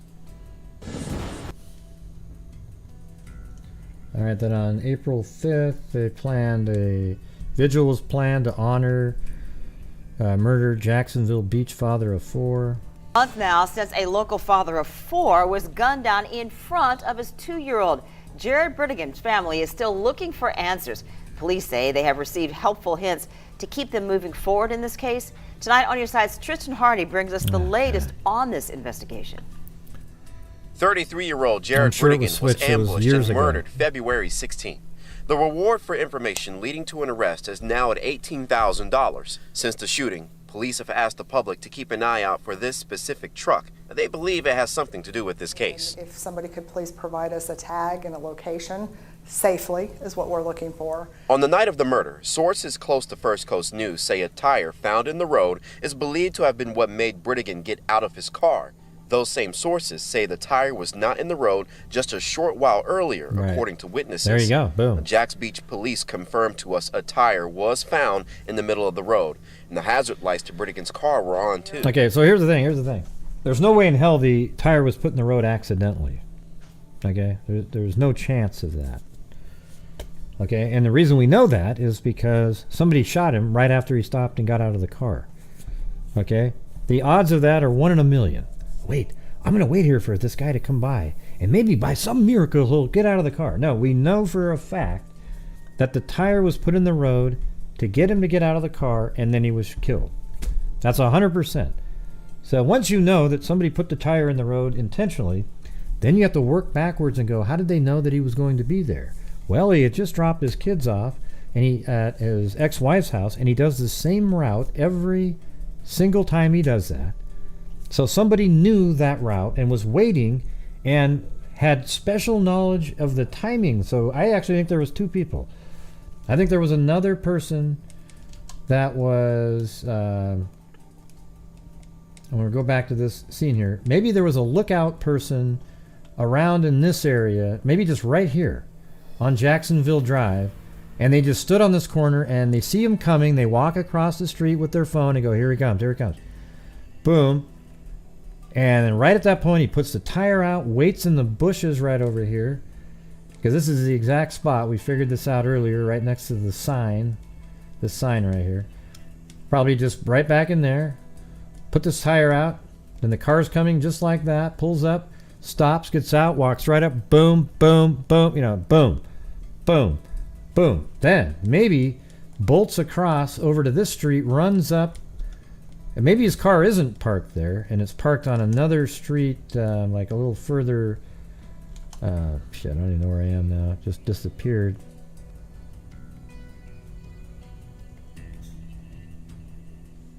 Yeah, so that's where the ex lived.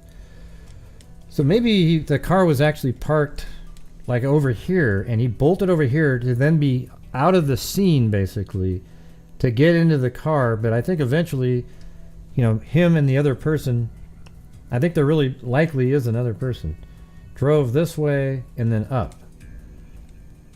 Like this. And we have him on surveillance, the truck going this direction, and guess what? The ex-wife lives right there. Don't you find that a little suspicious? Just a little bit? Whether he was getting out to move that or there was another reason, we're not sure. No, there wasn't another reason. There wasn't another reason. Safety expert, the police are still relying on the public to share as much information as possible. Anytime the police continues to release some information about the investigation, such as the tire or a description of the truck, it tells me potentially they don't have a real suspect in mind. They're relying on the public to maybe point them in the direction to help them develop a suspect. At this point in the case, Jax Beach PD says it's not ruling anything out. They say at least one person is involved in the murder, but unsure if there are more suspects. So far, police are led to believe the father of 4 was targeted. He has an exact route that he drives. See, people always just try to look for the crazy, I don't agree with that at all, DK. I think what you just wrote up there is absurd. Although parents are often open about their parenting schedule plan, and it should be consistent, other people could have easily figured it out. Really? Come on. This isn't like a back neighborhood. It's kind of a weird route. It's directly from their house down these streets, out on the street. No, you're wrong, DK. You're wrong. You're absolutely wrong. I've already gone over this 20 times. So right here is where, this is the route that he would take, just like this. Down like this. There's a million other ways. He could have driven this way to 10th Street, down, got on the 9th, down to here, turned. This is the way he went. Okay? So you're not correct. Don't keep trying to sell it over and over and over again. It's not going to work. All right, so here we go. Based on what investigators have uncovered. We want to be able to tell the family that we found who did this and bring justice to it.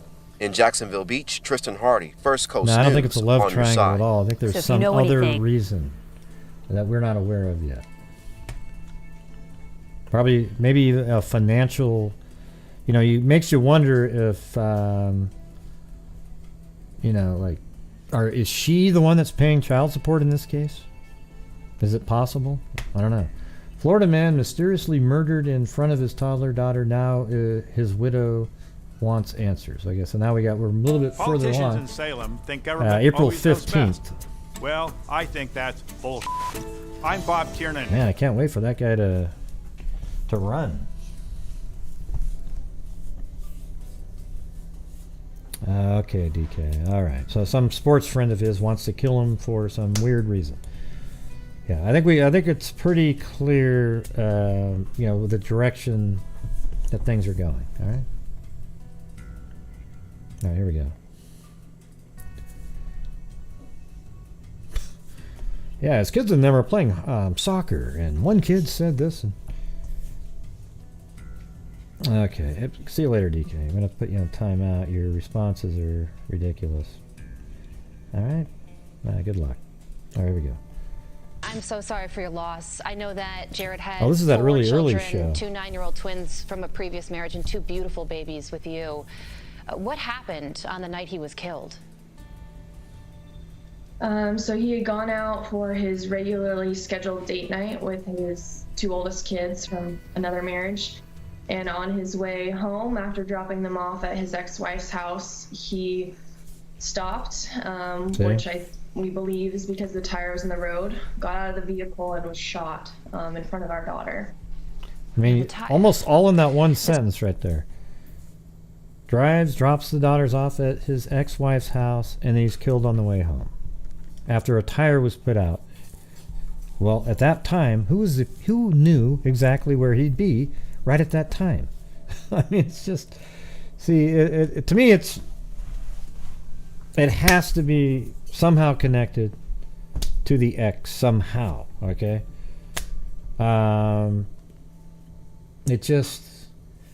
He just dropped off the 2 kids. Somebody knew at that moment that he was going to be driving 4 minutes later down the road to put a tire out in the street. So that's just some guy that was at a soccer game? Give me a break. That's ridiculous. The tire in the middle of the road is strange. Do you think that it was placed there on purpose to possibly get him out of his car to move it? That's what it appears, especially in that area. That's kind of a random thing to happen, so it appears that way, yes. So you think he was targeted? I do. Wow. I'm sure that you've talked to police about this already and gone through it over and over in your head, but I mean, did he have any enemies, or does this make sense to you in any way? You know, it would take a very evil, cold-hearted person she's to talking do this right to a to man like Jared. He was an amazing spouse, a dedicated father, a good person all around. So whoever did this had to be pretty sick. You mentioned your 2-year-old daughter, Bexley. She was in the car at the time, and she witnessed this. How is she doing? She has good and bad days. She refers to the incident as the boom. And when she talks about it, she specifically calls out the sound of the gunshots and that she had to cover her ears. But overall, I think she's doing as well as you can expect. If she could say anything, maybe she could describe him a little bit. I don't know. But, okay, I don't know if it's the ex, related to the ex or not. I'm just saying that all logic dictates that, like it would be strange if it wasn't. And the reason is because at that moment, the only people that knew he'd be right there was where he just dropped his kids off. I think that's bullshit. God damn, it's just so obvious. I mean, it's the obvious connection. Now, sometimes weird stuff happens, and it's like, whoa, that's crazy. Whoa, but it turns out it's not the most obvious thing. But I would say in this case, it's like,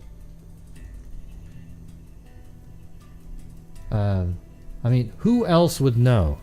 Like his buddy's gonna know, some other person's gonna know that he's about to drop his kids off at the house of his Politicians in ex. Salem think government always knows best. Well, I think that's Man, this bull. guy's all over the place. I'm Bob Tiernan. Hope he wins, though. We got to get some normal people back in office in Oregon. Must have figured out where I lived or something. That doesn't make any sense, though, Kim. I just explained why that doesn't make any sense. It wouldn't matter. See, here's the thing. A disgruntled employee. How did he know he's going to be driving back right there at that exact spot on that day? Care about Jared. People care about Jared. They care about me and our kids. Why are you sad that she said that? Oh, that's so cute. Jeez. And they care about this community I normally don't even say shit like that, but that and was... getting these people off the streets. Yeah. Kristen, 30, wept as she spoke to a crowd of about 100 people holding white candles in Sunshine Playground in South... Let's see where that is. Sunshine Playground. Let's see if this was intentionally put in a specific place.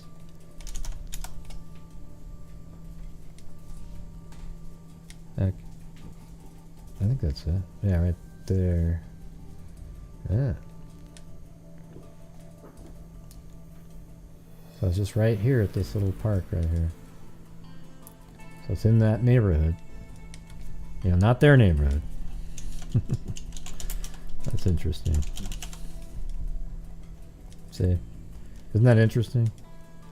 You have in this neighborhood... Month now since a local father of 4 was gunned down in front of his 2-year-old. Jared Bridegan's family is still looking for answers. Police say they have received helpful hints to keep them moving forward in this case. I don't even know Tonight where on your that's sides, playing Tristan from. Hardy brings us the latest on this investigation. Oh, there it is. Okay. So you have the memorial service in the neighborhood where the ex lives, but not way down here somewhere where you live. You know, I don't know, man. That seems intentional, like trying to force people to maybe to have to show up or something, right?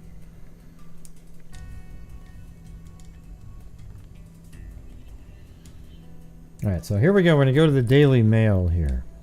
So this just came out today. And, you know, again, you got to take a with a grain of salt type of thing. But I'm going to go use the restroom first, though. Hold on.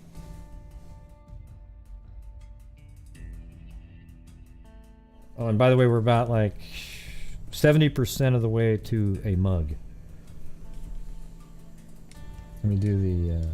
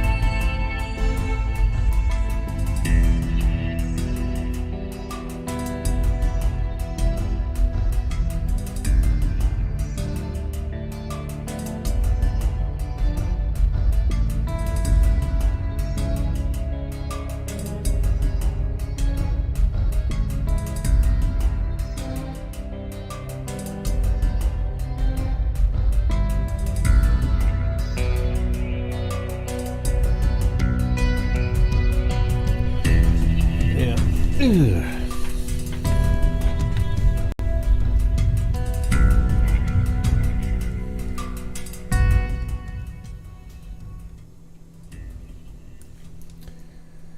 All right. Well, I hope we get to the mug level. Bad things happening, huh? Yeah, it's what Art Bell used to call the quickening.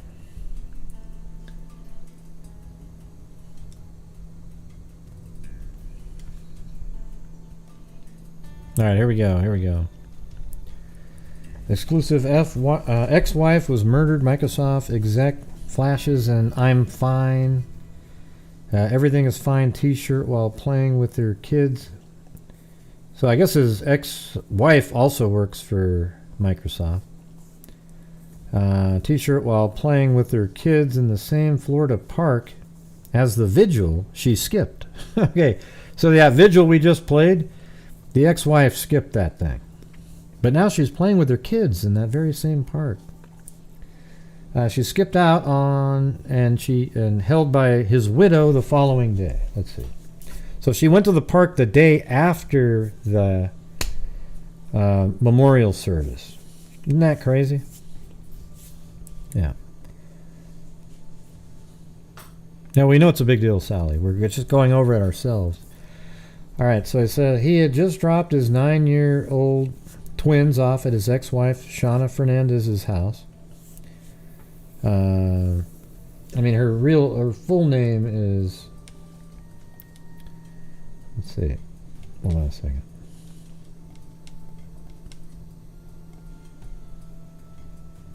Her name is. There goes my stomach. Shanna Lee Gardner Fernandez. She was Gardner, I think is her maiden name, because that's what her mom's name is. And then she just got married again after, after Jared was killed. I mean, not after he was killed, but after they divorced, she got remarried to a guy with the last name of Fernandez. All right.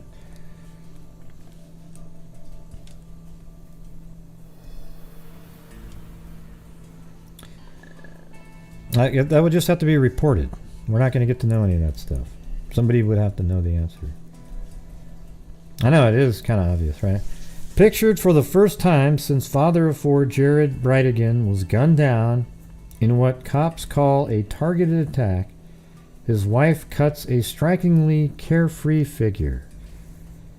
See in these exclusive DailyMail.com images, Shanna Fernandez, 35, was wearing a T-shirt bearing the slogan, "I'm fine, it's fine, everything is fine."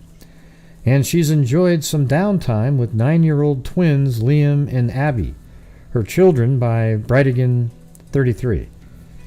She did cartwheels and laughed in Jacksonville Beach, South Beach, Sunshine Park.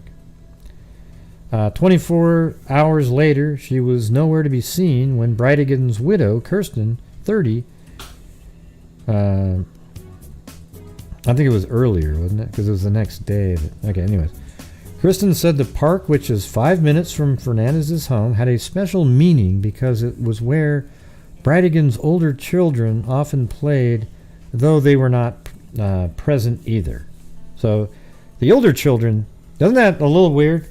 That the 9-year-olds weren't at their own father's memorial service? And look at this. I don't know what this is right here, you know. It looks like a shot putter, maybe, or... so anyways, this is... The mother was there with their 2-year-old, and I'm not sure where the younger one is. But here's the mom with the two 9-year-olds just running around. Looks like she's about ready to do a cling and jerk, you know.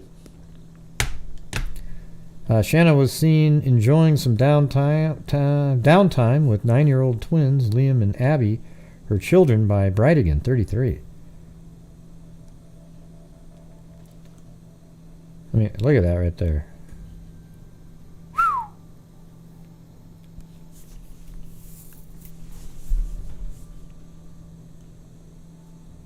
Yeah, I don't know if she was the one that left the house. It'd be interesting to talk to the kid, the 9-year-olds, and say, when you got home, was your mom there with you? Shanna ran and did cartwheels, yeah, just like Arius did in the interrogation room. You know, doing the handstands and whatnot.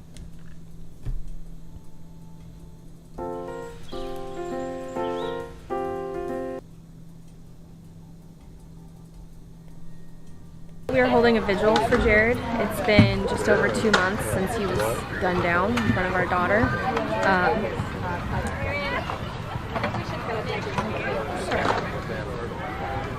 Just asking the community to come out and send a clear message to those people that are behind this that it wasn't okay. It's not okay. That our family, that the community, that everyone is going to keep fighting no matter how long it takes. So that's why we're here tonight, is to honor him and send that message that we're going to keep fighting for him. What has it been like to see the community come out and support you and your family? It's been incredible. For the first couple weeks, I felt extremely alone. Even neighbors didn't know what happened for a while. And so the fact that now the community has reached out, we've received letters, meals, gifts. What are you referring to, Mama 457? I'm having a hard time making out what you wrote. Cards, like, it's just been overwhelming, and it has given me a sense of strength that I'm not alone, that everyone cares about this, that we're not okay with people being out there getting away with this, and it's a huge source of strength for me. Right now in the investigation, there are so few answers for you. What are you hoping to see? I'm hoping that with the community's help, with everyone sharing this and spreading awareness, that the right people will feel the pressure, that they will come forward. They will not want to be associated with the murder and the just cold-heartedness of what has happened, and they'll want to do the right thing and speak up about what they know. How have you felt about the investigation? Yeah, but that was like 10 minutes ago we were talking about that, so I thought you were talking about her. I have a lot of faith in the detectives that are working this. I know that they have pulled in other resources where needed. It's just frustrating that things take time, that this is not a TV show. Things don't get solved in 60 minutes.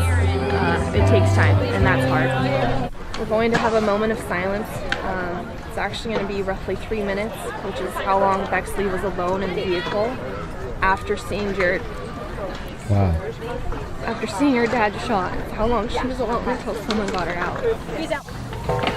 So thank you for being here. Thank you for Yeah, you don't need to send me stuff like Charisma. I've already got the Daily Mail article. Right? You didn't need to send it to me. supporting our family. And thank you for sharing us with love and with faith. It has pulled us through the darkest 2 months of our lives. And I know it will continue to support us until we find justice, whether in this life or the next. So thank you. My fears relieve.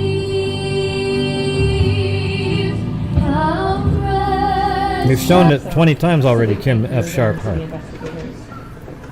What do you mean, any pictures of the ex? We've been showing it. Go ahead and take a moment of silence. Are you on rewind mode? Of silence. So tonight we are holding All right, so we go up here and it was saying they were not present either. So the 9-year-olds weren't at the event. This is her again. You know.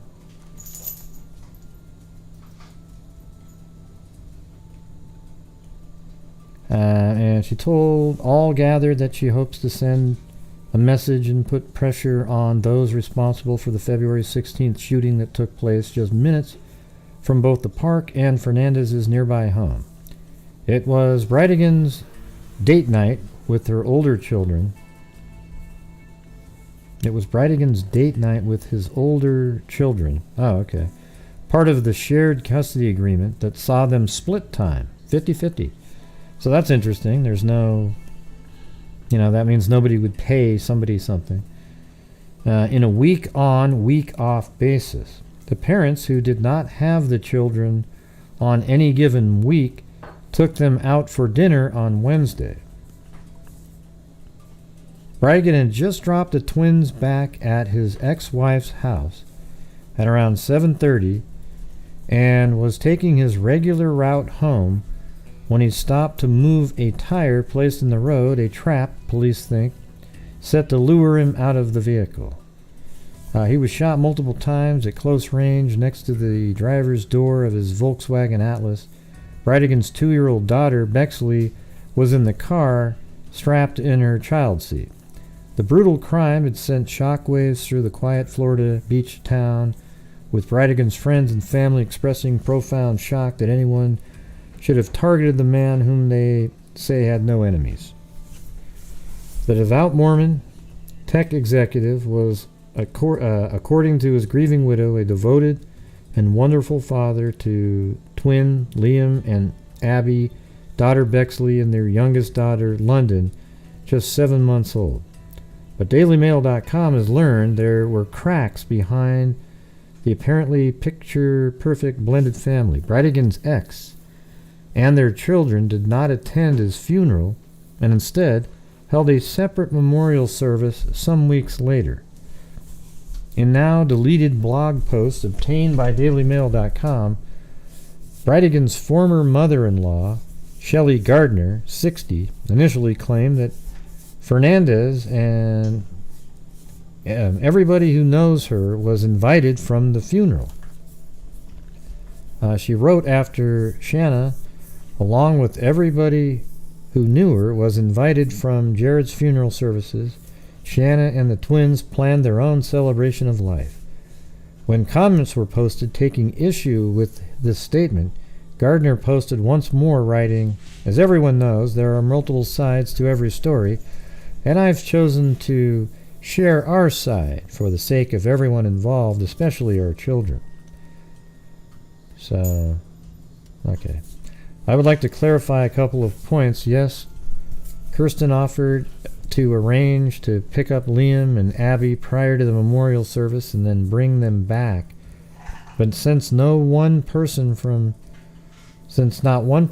Jared's family, including his parents, had reached out to Liam and Abby, the twins didn't want to be without their mom. Oh, give me their bio mom. I don't know. It's hard to. I wonder what the situation was there with that. Yeah, so it says, I would like to clarify a couple of points. Yes, Kirsten offered to arrange. Yeah, so that would be kind of a weird situation for, the mother here, this lady right here, Kirsten, because those aren't her kids, so they were on again, off again. They're actually the children of this other woman, and she's probably only known them 3 or 4 years, maybe. And then once he died, then she probably had no custodial rights, and it was probably just this weird, awkward time. You see what I'm saying? I mean, it'd be kind of weird. Because at that moment, she has full custody of those 2 kids. And maybe that's what the goal was, to get full custody. Because I don't think this woman has any standing at all in terms of custody of the 2 9-year-olds. Is that true? Are you guys even still here? Yeah, it's like nobody's even typing. I can't tell. Yeah. Anyways, I would like to clarify a couple of points. Yes, Kirsten offered to arrange to pick up Liam and Abby prior to the memorial service and then bring them back, but since not one person from Jared's family, including his parents, had reached out to Liam and Abby, the twins didn't want to be without their mom. I don't know. After Shannon, along with anyone who knew Jared's funeral, Shannon, the twins planned. Okay, I think it's already. It's now deleted blog post.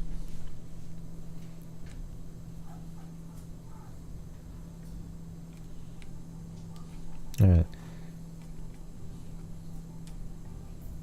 Not sure. Is it coming?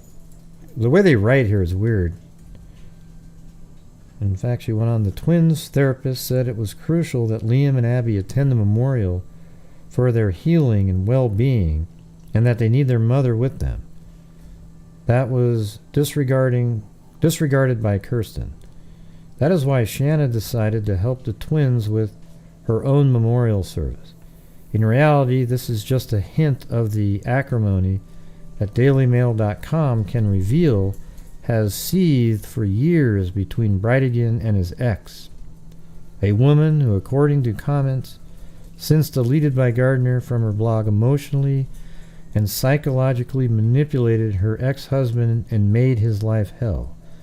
In fact, the former couple had been locked in almost constant litigation for the past 6 years. So it was 6 years ago then. Now divorced, documents obtained exclusively by DailyMail.com tell the sorry tale of escalating tensions and increasingly vicious allegations leveled for the most part by Shanna against her ex-husband. It was Shanna who filed for divorce in February of 2015 after 5 years of marriage on the grounds that the relationship was irrevocably broken. She was told the court quite simply, "We don't love each other anymore."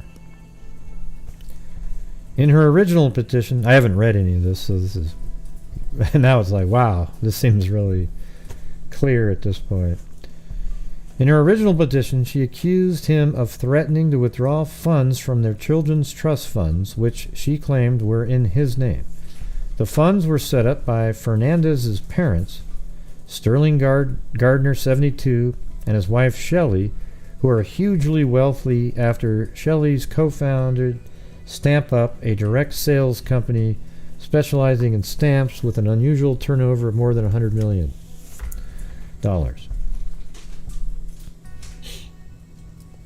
And by the way, you guys, we're in one of those insane lulls on the channel right now, like an hour.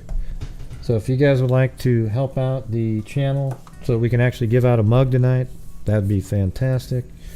And it helps me continue to keep doing these shows because I put a lot of time into putting them out there. And also the charities throughout the month and the end of the month.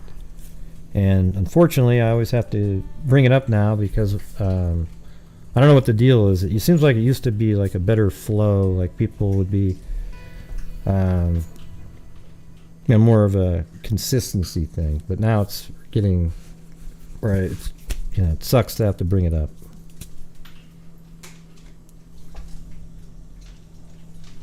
Wow, they're both eating at the same time. I've never seen that before. They're finally eating at the same time. Bridegan denied Fernandez's allegations regarding the trust funds, and the issue was quickly dropped, but it was the first of many shots she fired in numerous filings across the years, making various allegations that were later withdrawn after taking up court time and running up attorney fees. At the start, neither party would move out of the family's home, with both demanding sole use of it, and so one filing notes the relationship between them become increasingly strained. In the filing, Bridegan accuses his then estranged wife of locking him out of the master bedroom.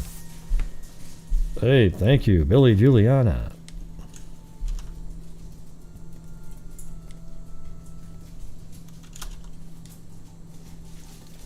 Hopefully we'll get there. In the filing, Bridegan accuses his then estranged wife of locking him out of the master bedroom, installing surveillance devices in the children's bedroom and his car, and speaking to him in a disparaging manner in front of the children. Devices in the children's bedroom and his car. So surveillance devices in his car. Well, what did I just say at the beginning of the show? That maybe she put something in it could track the car. That's crazy. He alleged that this was all an attempt on her part to drive him out of the family home in order to attempt to gain an advantage in the custody case. Oh. Their son has a congenital heart condition that requires special treatment in New York. In June 2015, 4 months after Shanna filed for divorce, Bridegan accused his ex of unilaterally canceling a scheduled surgery to which he was due to take the child. He also accused her of engaging in conduct during his marriage in an effort to starve him into submission. So that's Shanna right there? God, she looks so much different than that. I mean, she looks like a I don't know, man. So that's her in that picture right there. Weird. He also accused her of engaging in conduct during his marriage in an effort to starve him into submission. The divorce was finalized in July of 2015, but by November, the couple were back in court squabbling over the terms of the custody agreement, which called for a 50-50 split. Shanna, Jared's ex-wife, is remarried and runs a baking business. Although she is not taking new orders. Oh, wait, so she doesn't work for Microsoft. I thought it said that in one of the articles. She and her new husband are pictured with the twins. And that's not something on his head back there. It's Oh, thanks, Aaron, but you don't have to say she's. Here you go. You can go get that back. What it is when we have to do the same thing every night on the show, or it doesn't work. Right?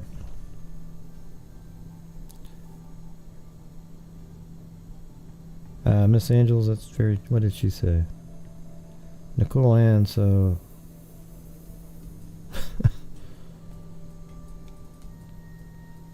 Jeez.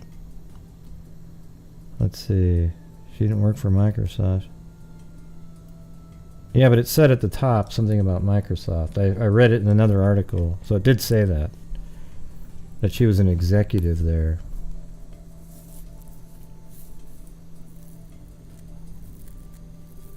Yeah, right. Okay, so she did work there. Okay, well, it's hard to tell because trolls don't look at things like that as jokes, Aaron, so... yeah, here we go. Let me... Hey, thanks, Sleuthin Sandals. In reality, this is just a hint of the acrimony. Yeah, this is crazy shit right here. I mean, sounds like it was a nightmare situation, right?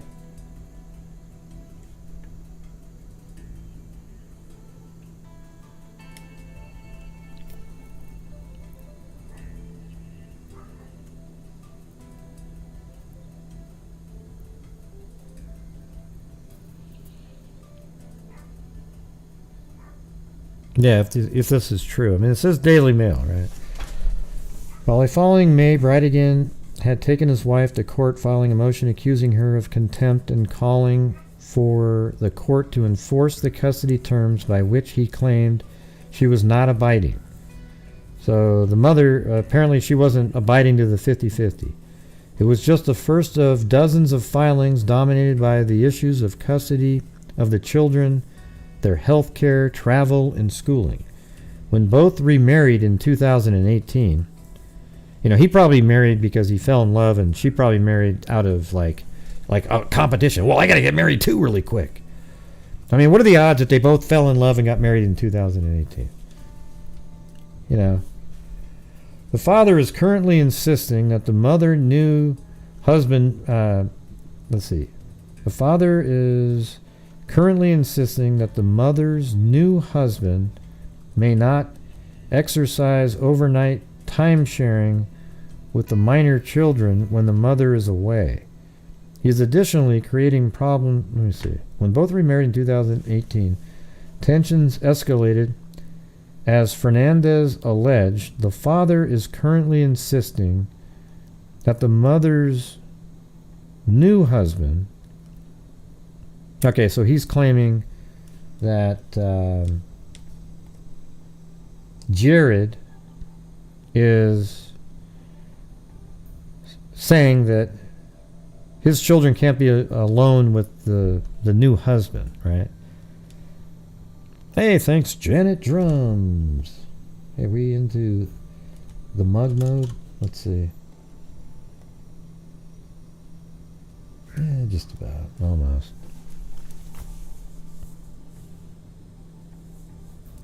When both remarried in 2008.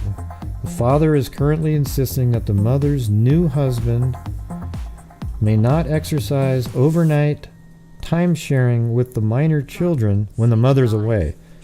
Huh. Yeah, so he doesn't want his 9-year-old children to be staying, or, you know, whatever age they were. They would have been like 5 or 6. They don't want, shit. I mean, the names aren't popping in a minute. Jared didn't want his ex-wife's new husband to be able to spend time with the 2 9-year-olds alone when his ex-wife was out of town and they were just staying with him. I mean, that kind of makes sense, because what's the point? I mean, if you're 50-50 custody, you should be home with your kids, not, I don't know, I guess, I mean, what if he was out of town and they were staying with his wife? I don't know. I mean, it makes some sense too, though, you know. He is additionally creating problems with the mother's new husband being involved on a more general basis with the minor children. However, he insists that his own new wife should be fully involved in the children's lives. See, that's what I'm saying. Yeah, jeez. It's kind of weird. A lot of it has to do with like societal things, you know, like a male that's not related with 2 young kids. But then on the other side, if the dad was away and the 2 9-year-olds were with his wife, more people would be like, oh, that's cool. Yeah, that's fine. So that's sort of an interesting angle to think about.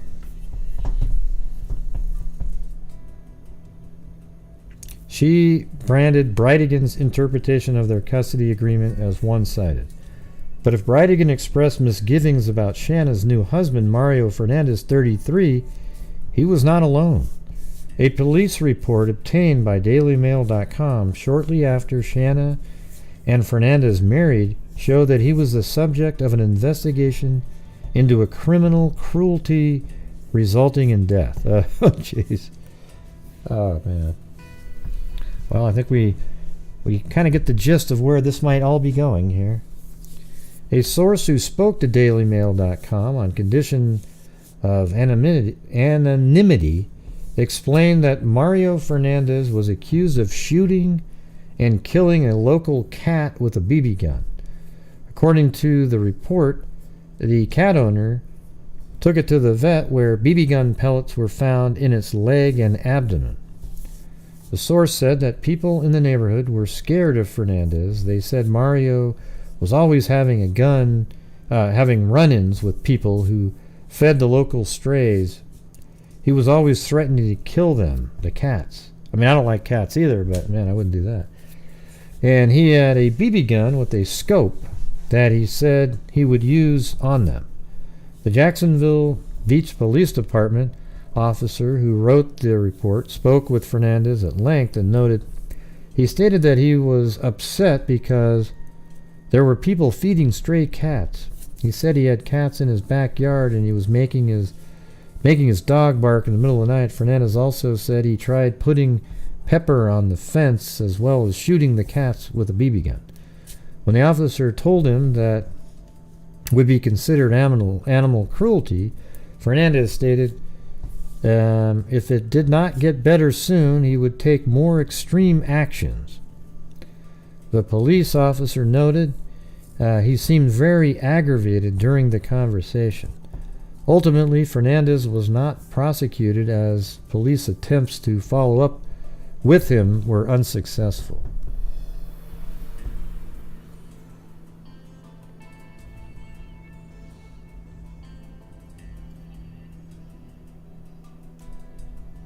This is an opinion you can trust. From Rhonda Schwab, the owner of a BBB-accredited kayak repair shop. Rhonda connected with Better Business Bureau. Jared left our home around, just after 5:30 to go on a date night with his older 2 children from a previous marriage. And he took our daughter, Bexley, who's 2, with him, which is normal. He would have these date nights regularly on the weeks that Liam and Abby were not at our home. And so he went on date night, took the kids to dinner and dessert, and then shortly after dropping Liam and Abby back off at their mother's home in Jacksonville Beach, he stopped his vehicle and was shot in front of our daughter. In the past, had lived out in that area. To take a tire out of the road. Specifically where this all happened, but he's been in the Jacksonville area for years. There's a tire in the road, which is why we believed he stopped and got out of the vehicle to possibly move it out of the way, since it was a one-way street and he couldn't go around. I don't know how far from the vehicle he was, but I know that he had stepped out of the vehicle and was shot multiple times at relatively close range. So that is a neighborhood, and it's a nice neighborhood. It just so happened that the road that he was on is surrounded by trees. It's a one-way street that is actually an on-ramp onto JTB, which is a major road out here. So for it to be in that area, someone knew what they were doing. Like, there's no cameras, there's no houses there. My husband was a very well-loved man by the majority of people in his life. He went above and beyond. Yeah, there's no cameras. We said that earlier. His kids, me. So whoever did this, whoever's behind this, is just evil and nasty, and I hope that we can find them and put them behind bars so they don't hurt us or anybody else moving forward. Some inclination Sorry about that, of who Zach. could be responsible for this? Yeah, that's a pretty serious allegation, and I don't want to else moving forward. Evil and nasty, and I hope that we can find them and put them behind bars so they don't hurt us or anybody else moving forward. Some inclination of who could be responsible for this? Yeah, that's a pretty serious allegation that I don't want to throw out there because that could be damaging to anyone. And so until there's evidence to back something up, I'm just not going to comment on that. It doesn't matter. It just matters that we find the truck, we find who's responsible, we push people that know something to come forward and to help us get the closure that we need. I have a lot of confidence in the officers that are on this case. I know that they're doing everything they can. It just takes time. Evidence processing takes a lot of time. It's frustrating because you watch a TV show and it happens so fast, but that's not reality. It takes weeks, it takes months. So I understand, and they're in contact with me daily, which I appreciate. I just know that I can't sit by and wait. I'm trying, I created an Instagram account, a TikTok, Justice for Jared B, trying to spread the word, make things that are easily shareable so that if someone sees a truck that fits that description, they can call in. If someone heard a whisper of something, they can call in. Anything that someone may know could be what we need to nail the people that did this. And that's what I'm fighting so hard for. That was pretty... I don't think that was the spot. And we actually saw a picture with the lights flashing. Yeah, and it's right here, so wherever they had there wasn't the right place.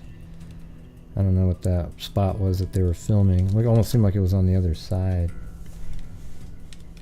Maybe over there or something. But, wait, where is that?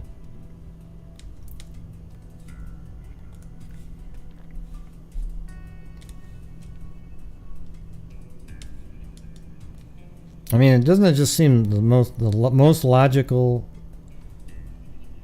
thing right now points to some sort of a domestic issue, and not with his wife, but it maybe, I mean, him and his ex-wife were battling for years and years and years. And maybe it's possible that the somebody else in her life perhaps didn't like seeing her dealing with all the time, and poof, problem solved with one quick shot, just 4 minutes. 3 quick shots. They weren't even quick, actually. There was like bang, boom, boom, like that. And as soon as he's dead, all the problems are gone. You just have to make sure that you're not caught. And look at that. 2 months later, he hasn't been caught. Oh man, is that lady gonna... Jesus, I'm just looking at this video down here. Her foot stuck in the freaking... Wow, that's wild. In the... did she make it out of that? Her foot was stuck in the... like subway. Meanwhile, the litigation between Shanna and Bridegan dragged on through the years with the language in the filings because increasingly hostile and the allegations ever more outlandish. While Bridegan and his new wife Kristen were by all accounts building a family, Shanna was alleging that Bridegan was guilty of disturbing and abusive behavior towards their children. Yeah, no way. In court filing in 2020, she's doing exactly what some people do, just trying to absolutely destroy somebody, and that didn't happen.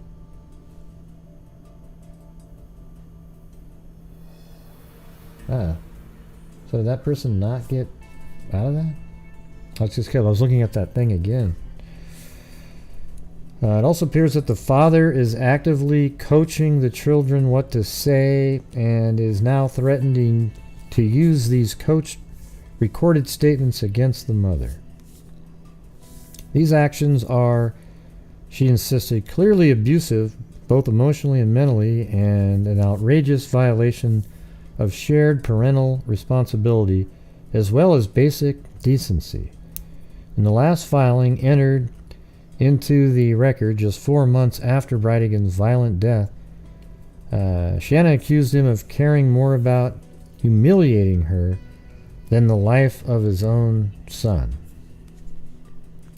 She accused him of withholding medical equipment, an oxygen machine needed by her son for travel above a certain altitude unless she apologized for a host of transgressions.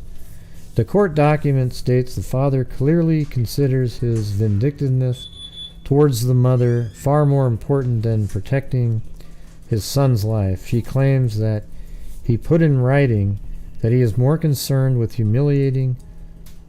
She claims that he put in writing that he is more concerned with humiliating the mother than he is in making sure his own child does not die. I don't know. I don't think so. Why would he put that? Nobody would do that in writing. That's ridiculous.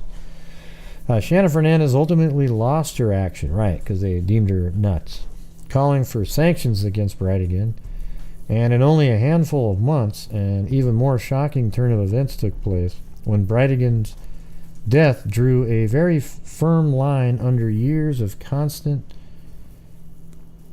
and increasingly hostile litigation. The recording of his death in the last entry of the lengthy docket. Wait, hold on. Shannigan ultimately lost her action when Bridegan's death drew a very firm line. Right, just boom, done. See? Stopped everything. That's exactly what we were just saying a minute ago.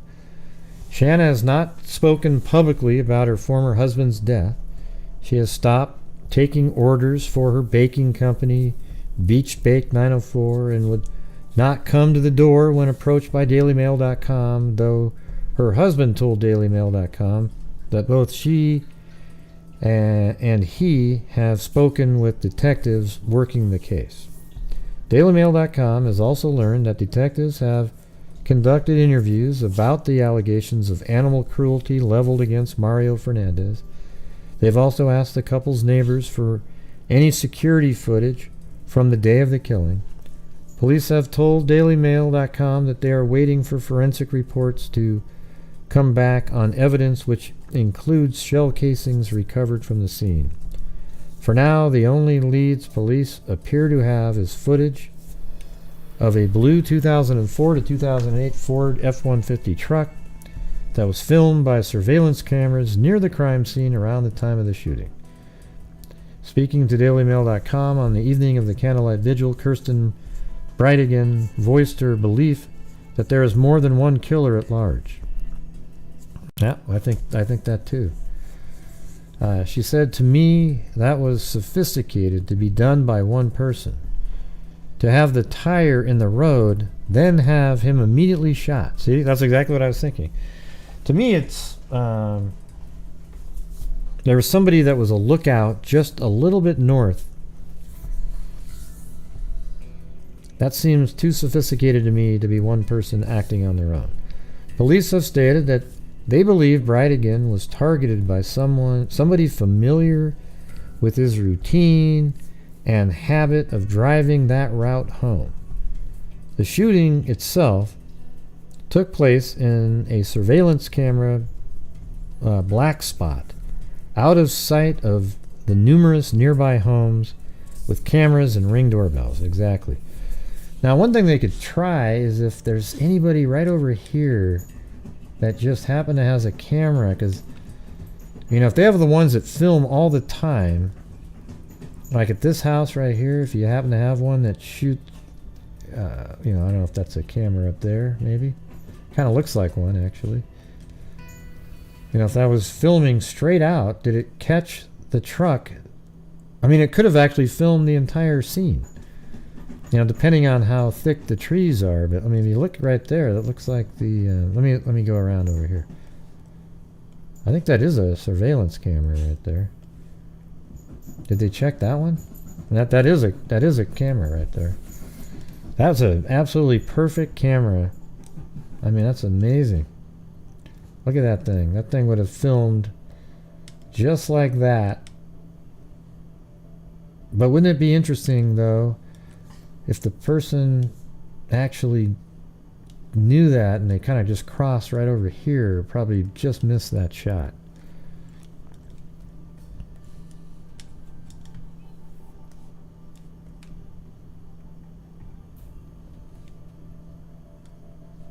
Man, I definitely would go over to that house, though, and say, hey, do you guys have any footage from that day? Motion-activated ones are sometimes not very helpful in situations because, you know, they're set and there's not enough motion in the background.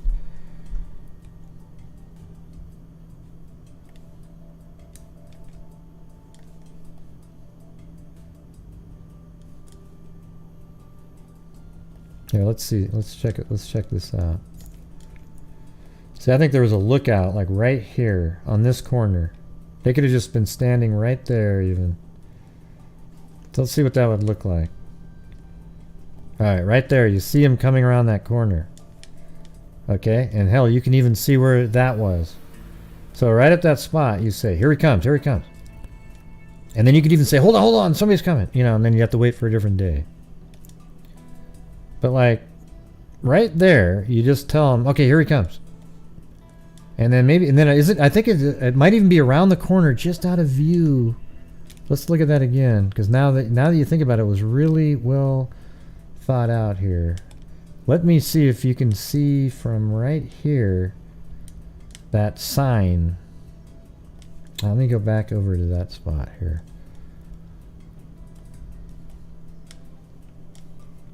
Yeah, see, look at that. That's from the road, right? I'm gonna go up this road over here. So let's say you're driving right here. Can you actually see all the way up to where that sign is that's bent over?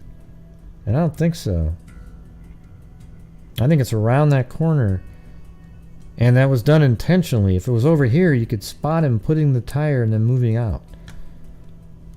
If it's around that corner, this guy here could see the car, but Jared wouldn't be able to see the person put the tire in the road around the corner.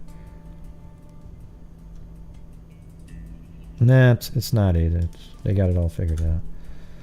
Alright, so you go around the corner, and it was right next to the... well, actually, a better way to do it would be go to where his car was. And then if you turn around... let's see. Yeah, see, right, his car would be way back over there driving.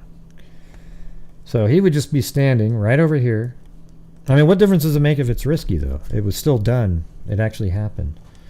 So you would stand right over there. You would be told, okay, here he comes. Boom, put the tire in the road, back out. Because a tire in the middle of this road, a car would have to stop because it takes up the whole road. And there's also nowhere to go around because there's a pole there. I mean, this almost seems like it was really incredibly tactically set up. You'd have to drive around, and there's a tree right here even. So look at that. You're actually boxed in this spot right here. You put the tire in the ground right there. There's no space to go around there. There's no space to go there because of the tree and the sign right there. Isn't that crazy? Wow. And that's exactly where the car was. So you put a tire right there. You can't go around it because you can't get past the tree. You'd have to drive over the wheel itself.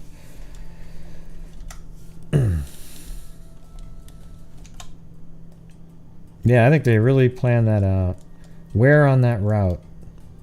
And I think there was another person that was calling it out, and there was a car parked somewhere around here. They got into it, and then as we found out later on, there were 3 different surveillance cameras right here. Yeah, there's probably not much traffic at all that time of night in that small neighborhood because, you know, you're just right here, and most people are probably home or, you know, I think it was a Wednesday or something, right? So people aren't really, I mean, I'm just saying, there probably isn't a ton of traffic right there because it's really an exit point to get out of there. And, you know, that time of night, 8 o'clock at night, and that just happens to be, it was just a little after he dropped the kids off at the stepmom's house. And then look where the surveillance shots were of the truck they're looking for. They were going, one of them was right there. And this is a police station right here who got 2 of the shots of the pickup truck, which is going west right here. And it's going west, and there's nowhere else really to go. I mean, there's nothing. Why would you go this way? If you're going onto that highway, you would have turned up here to get onto the highway. So you're going this direction to get to here, and then you could have gone to one of these homes, but guess what? The ex-wife lives right there. Don't you find that just remarkable? Yeah, it's dark even now, I think, at 8, right? Oh, maybe not now, but yeah, I mean, it's dark, yeah. So anyways, I think this is all kind of pointing back. They just can't make the absolute connection. They're probably trying to figure out where that pickup truck fits in. You know, whose was that?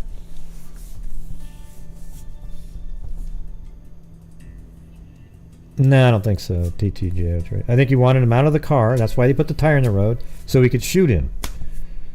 I mean, because if the car is driving, you'd have to shoot him while he's moving. He gets out of the car, he's dead right then. You know, it just seems really obvious. You don't have to. Let's not overthink it and try to come up with all kinds of, you know, random ideas. Just think about the most reasonable, logical thing. He had just dropped the kids off at his ex-wife's house. His ex-wife then knew exactly the way he'd be going. He does the same thing every single time. And then 4 minutes later, somebody puts a tire intentionally in the road, knowing he was going to be at that exact spot in a certain amount of time. There must have been a lookout. I think there is a lookout that's saying, here he comes, to make sure you didn't put it out too early because another car might have seen it. Then he pulls up. He probably would have called it off had another car shown up behind him. That's how it would have worked. He would have hid in the bushes. But no car came in behind him. Jared got out of the car to move the tire and was killed. Then later, the suspect vehicle is driving right back towards this house later. The house of his ex-wife. And that's all you really need to look at it like that. You don't have to like add complexity to it. You know, he wanted him out of the vehicle so he didn't shoot the kid. You know, we don't have any idea what that was. I think might not even have known the 2-year-old was in the car the whole time. It could have just been he knew that the guy was driving home, and maybe he didn't even say that the 2-year-old was in the car when he pulled up and dropped the other kids off. Nobody knows that part of it. The truth is, he just wanted him to get out of the car. That's it. And then he was shot. And that's the answer.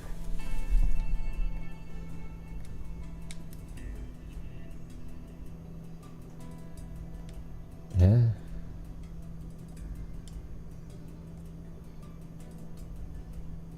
Thank you, Kimberly, on PayPal there, and also to TTJO Tracy.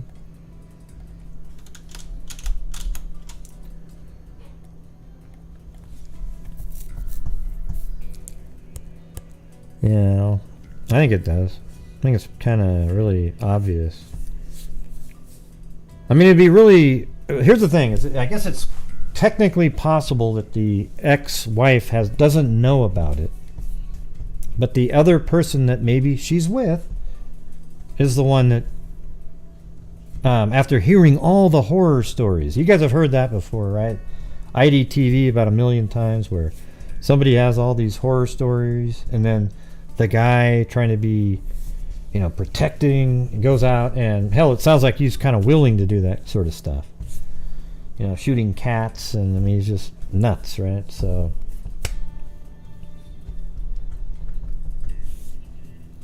it could be that he was just doing it on his own because he was sick of it, right? So that's a possibility. But I think it definitely lies in that direction. I mean, what are the odds? This right here, that the truck's right there, right next to the house later. They never told, the news hasn't talked about where those surveillance shots were. Okay, nobody says, oh, by the way, 2 of those shots were taken from the police station, and it heads right towards the next intersection is the one that you turn to go to Shanna's house.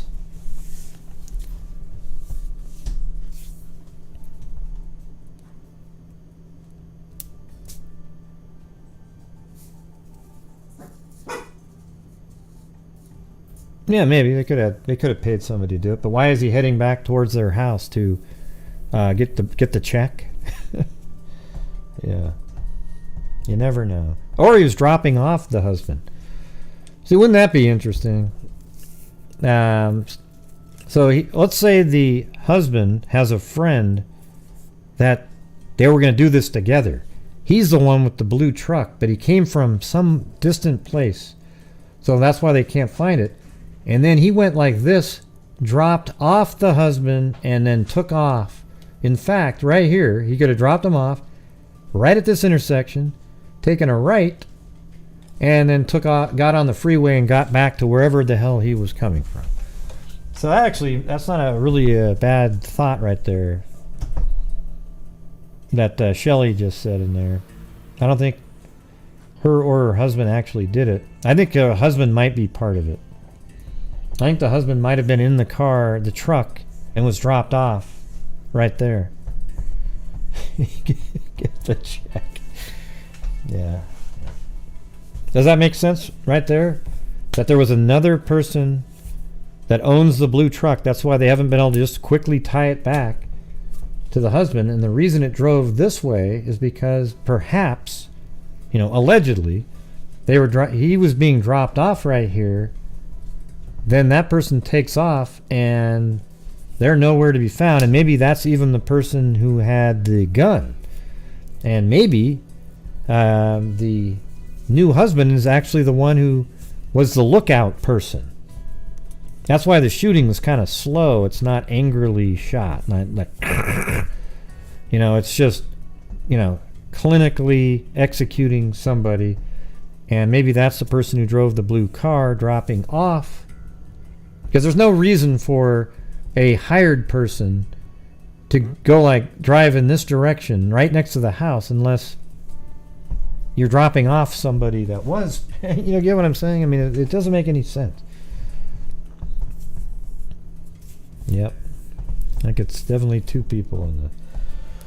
That's what I've been thinking. It's been two people from the beginning. I never thought it was her, so I guess I was already sort of insinuating that. I didn't think she was the lookout person. Anyways. So that's where we're at right now, you guys. I think that's going to be it for the show. I think I'll be able to give out a We Are Freaks mug with, you know, the sketch, the Grady's Investigate sketch on the side.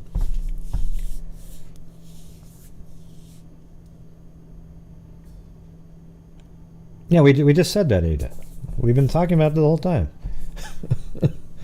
Hernandez, right. Hernandez and some other guy. Okay? Because the truck, they haven't been able to tie back, obviously, to the husband or her, or there have been an arrest made already. Okay? So there's some other person that had that truck. Yeah, that's who we're referring to the whole time. It could be Hernandez. Oh. That's hilarious. Alright, you guys. Anyways, that's it. I'm going to get out of here. So thank you to... let's see. Amanda... okay. Well, I can't say the name now because that's not it. But anyway. Kenneth Brown. Miss Angels. Christine Babcock, TTJO Tracy, and Kimberly.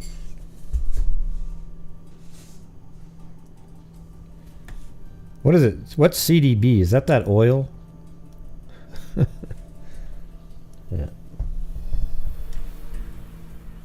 I don't know what that stands for. I don't know. Is there a charity that's CDB? I don't understand. I'm confused. Oh, I see. Oh, I get it. Okay, I get it now. Is that you? I don't use those terms.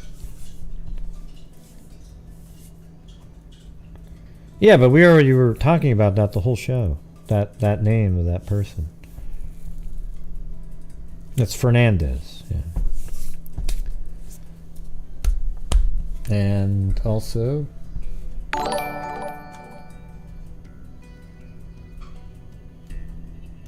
yeah, right. Ah, thanks. 27 months, Megazoid. Alright, thank you. And thank you to Candalee Woodward Stone, Jessica Schubach, Billy Juliana, Kathy Friedenmaker, Lee D, Sammy, The Velvet Army, Cheyenne R, Allie Cake, thank you for the cat eye donation, Janice Johnson, Mary B, Awkward, Sherlock Hemlock, Mita Davis, Aaron Bremer, Brown Eyed Girl 714, Lee D, Brenda R, Mama 457, Rose, Yep, Diane Tosh Ferrazano, Pebs W, Your Gypsy, Eugenie, Billy Juliana, Aaron Bremer, Sleuth and Sandals, Janet Drums, and that's it. Alright. Thank you guys.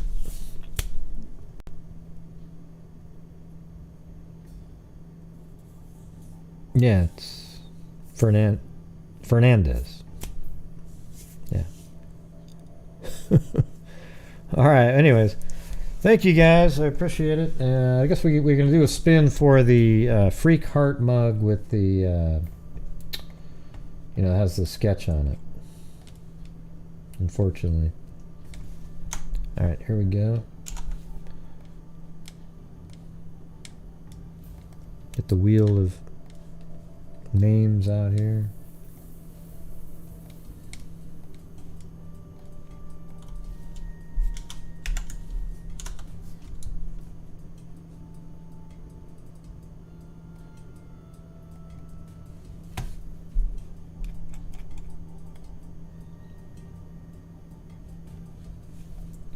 Alright, well here we go. I'm going to spin it. as you can see, the wedges are pretty wide this time. All right, here we go. Oh, there he goes. Nikki 124. We'll throw that in there right before. Thank you. All right, it's in there.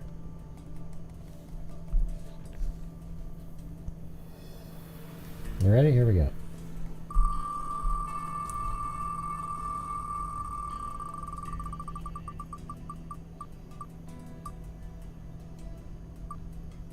Oh, alley cake. There we go. Alley cake. All right. Awesome.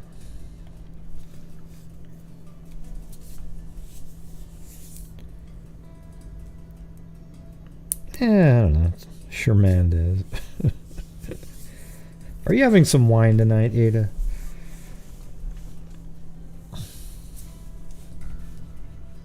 Sure man does. Yeah, well, that was another interesting one, so we'll definitely have to keep up on that. Yeah. It's weird. I think I heard about it a while ago, but I just didn't really...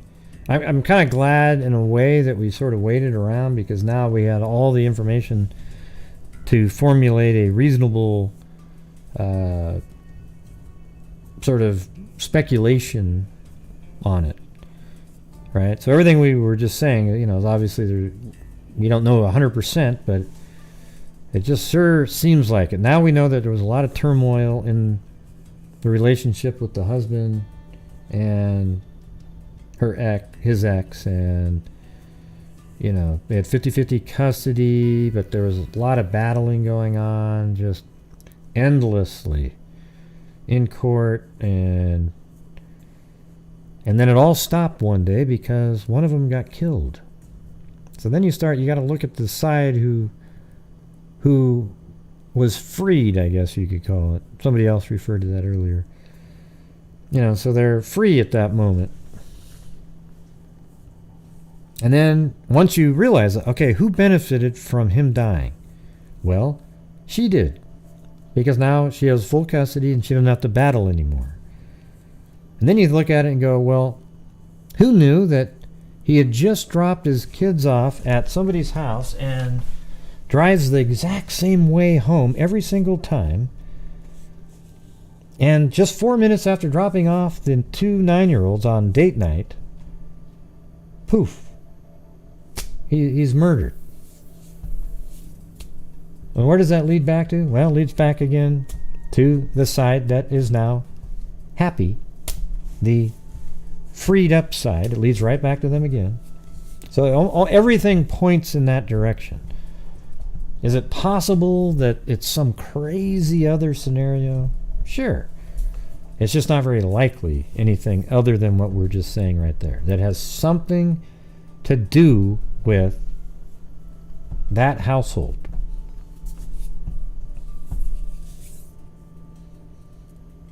So, anyways.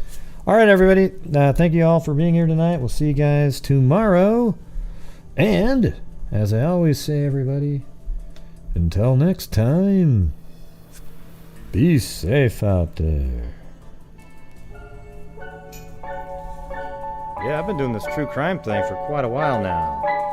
And during this whole time, I have not seen one person that is a crime dissector, plug rejector. I'm a certified human lie detector.